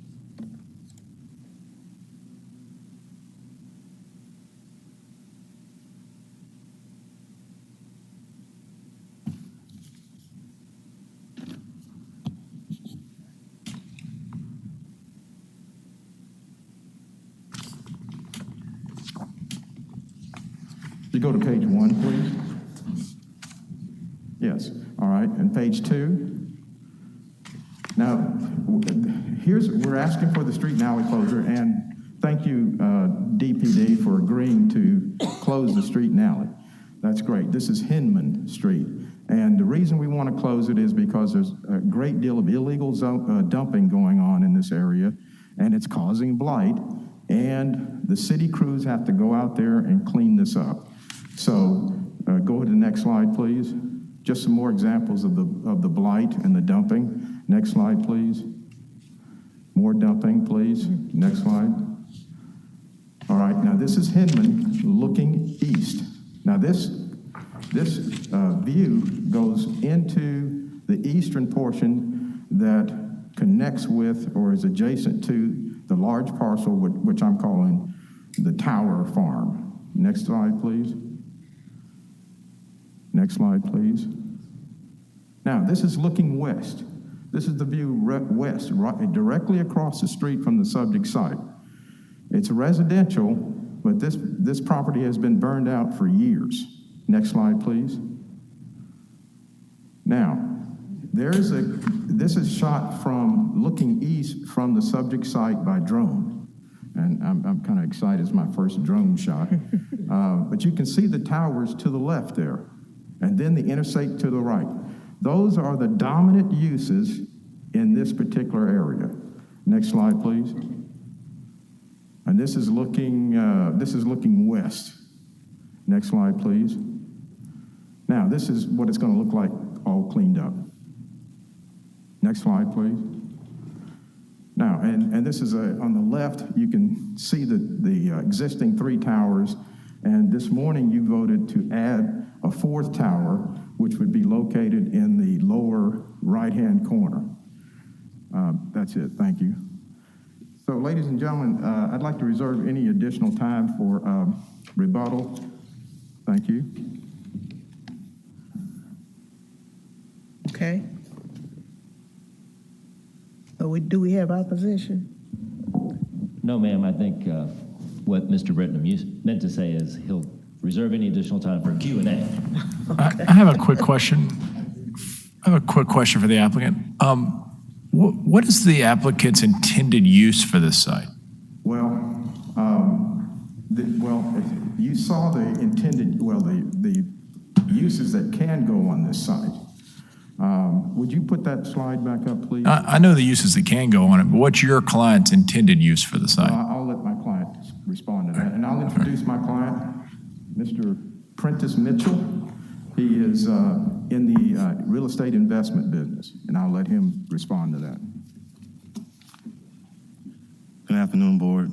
Thank you for the opportunity to let me come down and speak in front of you. My name is Prentice Mitchell, MIM LLC, only owner. I am reside at 3774 Conrail Circle in Horn Lake, Mississippi.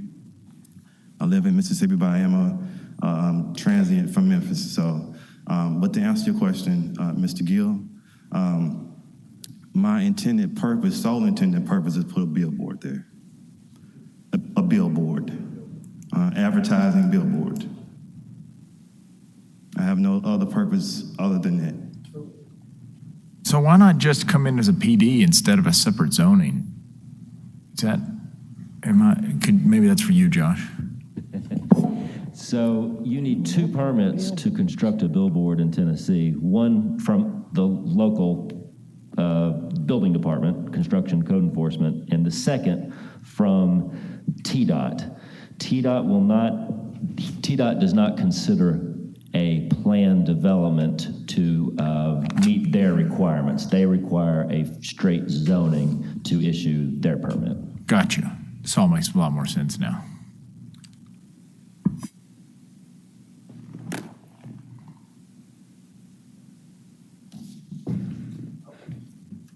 Is OPD, a question for the planner, is DPD, or as the planner, are y'all against a billboard being on the site?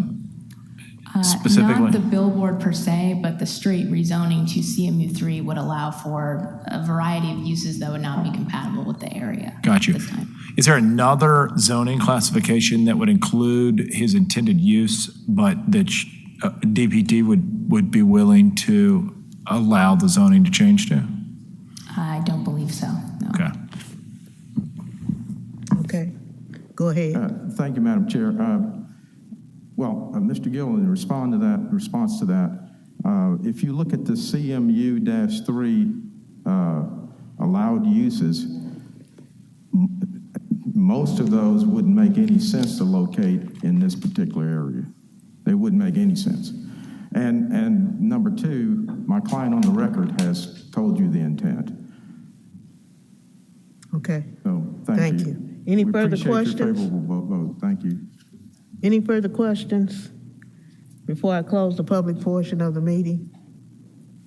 Okay, hearing none. Move approval of agenda item number 17. Do you want the number 21-12?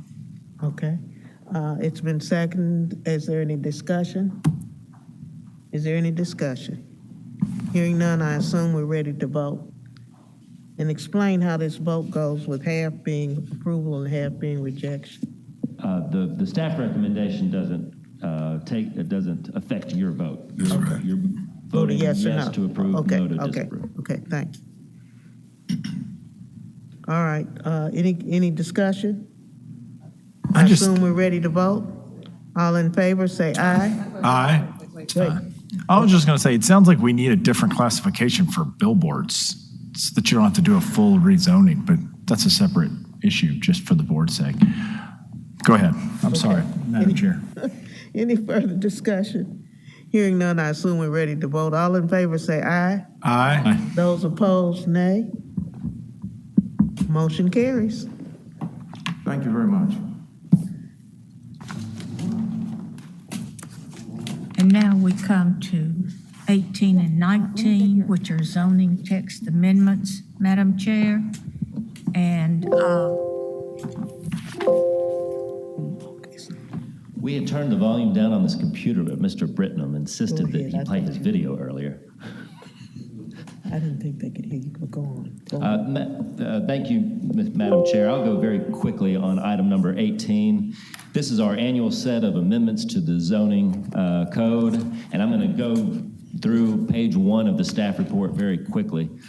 The first item that we are amending is with regard to smoke shops. Currently, we do not regulate all smoke shops. The zoning code only regulates vapor shops, which are the establishments that specialize in electronic cigarettes, and only if it constitutes a certain percentage of their annual sales.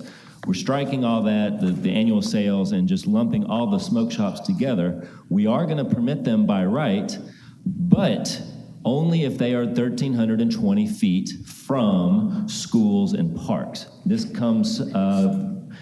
is regulation that is reflective of a city council moratorium on smoke shops, and the council's main concern is not that they go through a special use permit process per se, but they just be a quarter mile, which is standard walking distance from schools and parks. So you lower the temptation of children. As you know, Madam Chair, when an individual starts smoking as a child, that individual is more likely to continue to smoke than if he or she starts as an adult. Item number 3 on our front page deals with gas stations, also coming to us from a city council initiated moratorium. What this will do is add 2 more zoning districts to our list of zoning districts in which we require a special use permit for a new gas station, the CMU2 commercial and the CBD downtown district. Also, and perhaps more importantly, we will require new design standards for those gas stations, not only those gas stations that are by right, but also gas stations that go through the special use permit process. And I articulate that. There's a term for that in planning circles that you have to be very careful with, known as gas backwards gas stations, because the convenience store is along the street and the fuel canopy and the fuel pumps are in the back. Item number 4 deals with parking pads. Currently, we prohibit parking pads in the front yard of houses, but the verbiage of that leaves something to be desired, and I think I'm speaking on behalf of Chancery Court because we've had a few cases related to parking pads go to Chancery Court. This cleans up the language and makes it clear where we prohibit and where we allow parking pads. Number 5 deals with party homes. As you may know, these are cropping up. There, in fact, is a whole new website that may or may not be affiliated with Airbnb just to rent out your house as a pool party / party house. Well, good for you, bad for your next door neighbor. What we do is clarify the definition what we don't want to regulate are people having parties. I mean, good God, could you imagine? But we do want to regulate people having paid for parties, and that's what we get to with the definition here. Wrapping up, Arabic number 7 on the front page deals with some amendments that have been made based upon some comments we've received from the public. Number 7A deals with expanding the 500-foot separation for smoke shops from 500 to 1320 feet. Little D addresses some concerns we heard from some of the people that were owned property subject to the downzoning that we just discussed, that were being made part of the MU district because height was a concern. And if you're familiar with our Memphis 3.0, the graphics for what we want to see in our anchor areas, height is key. So as we rezone many of our anchor areas to the MU district, we want to make sure that we get that height. So we're amending the UDC to allow 75 feet in height in the MU district. Wrapping up, Madam Chair, item D will require sign postings for use variances. Use variances often have the same effect as a rezoning or as a planned development. We require signs to be posted on the subject property in advance of the Land Use Control Board meeting in which rezonings and PDs occur. This would require the same in advance of a Board of Adjustment meeting in which a use variance request is being heard. And finally, little e, this directly affects you, Madam Chair. Currently, we do not allow a planning director's approval of a minor. Who am I? What am I doing here? I am not the planning director. I once was. This would allow the appeal of a zoning administrator's approval of a minor subdivision by remonstrators, by objectors to that minor subdivision. So my approval of a minor subdivision under this proposal could come forward to y'all as an appeal. That squares up with my rejection of a minor subdivision, which the code already allows to be appealed. So we're treating the opposers and the applicants equally with this appeal process. With that, Madam Chair, I'm available for any questions. Okay, thank you. Do we have any questions for Mr. Whitehead? Do we have any questions? Hearing none and no opposition, I'm assuming we're ready to close the public portion of the meeting and go right into the motion. Move approval of agenda item number 18, zoning text amendment 21-02. Second. It has been moved. We have a second. Is there any discussion? Hearing none, I assume we're ready to vote. All in favor say aye. Aye. Those opposed, nay.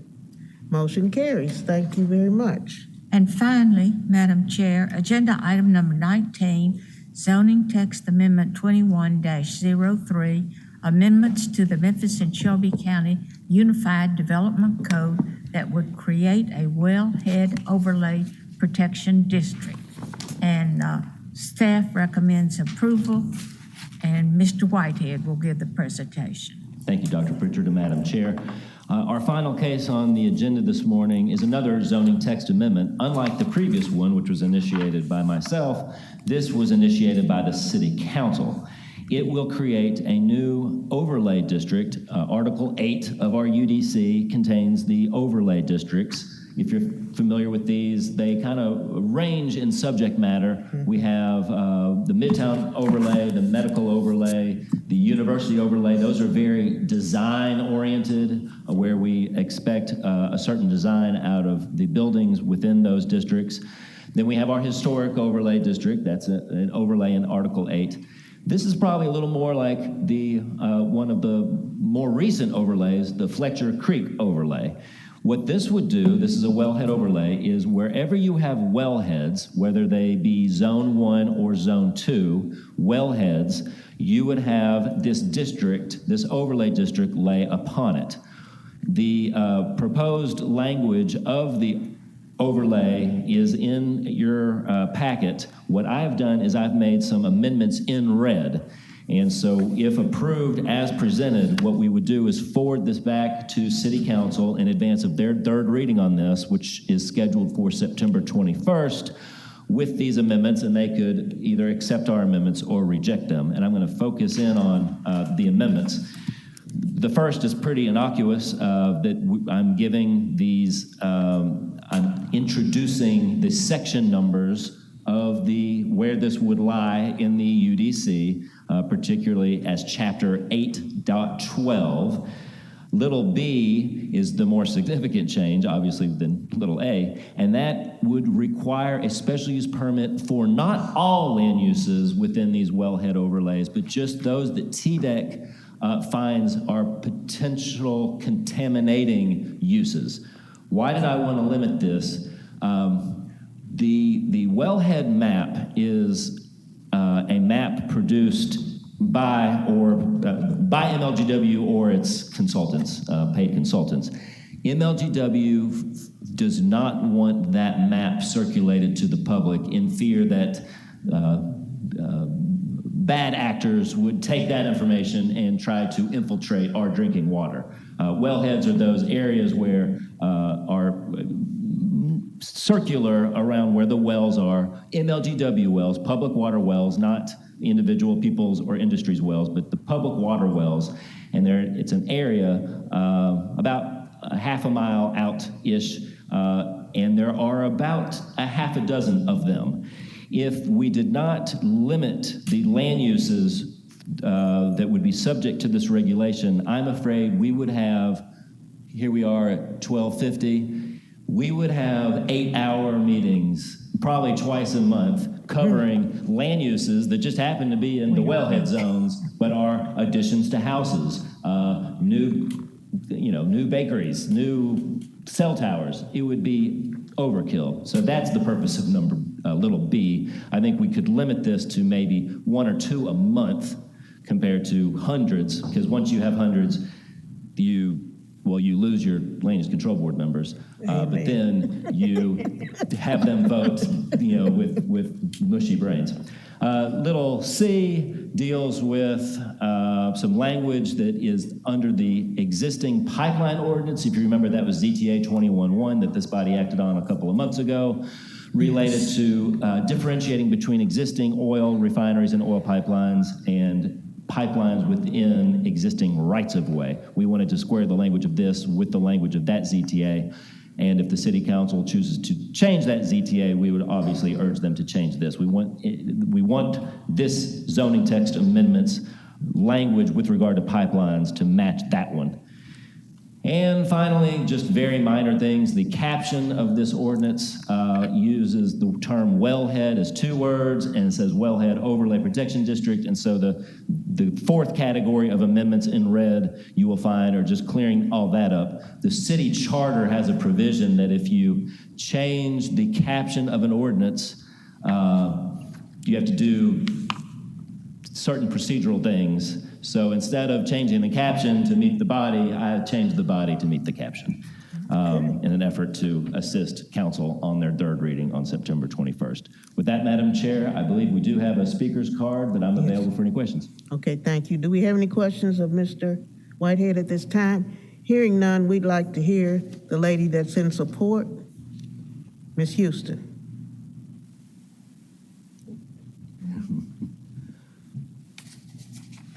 Hello, board. Thank you so much for having me. My name is Sarah Houston. I reside at 673 East Parkway South, unit number 3. This was my first time attending your board meetings, and this is a marathon meeting, so kudos to y'all for sitting through all of this, and I would say we saved the best for last. I'm the new executive director at Protect Our Aquifer, which our mission is to protect, preserve, and conserve the Memphis Sand Aquifer, our sole source of drinking water here in Shelby County. This topic, I think, is a nice change of pace because we're talking about our drinking water supply, and I'm very pleased to see the introduction of this new wellhead protection overlay district. This is the first of its kind for the city of Memphis. Collierville, Germantown, and Millington all have their own ordinances similar to this. From our understanding, they are not necessarily enforced. So we are glad to see that there is something the city of Memphis is going to take seriously and begin ensuring more protections of this very sensitive land. This really truly is the first step in protecting and ending really a century of neglect of our aquifer system. You hear that our water is the best in the country.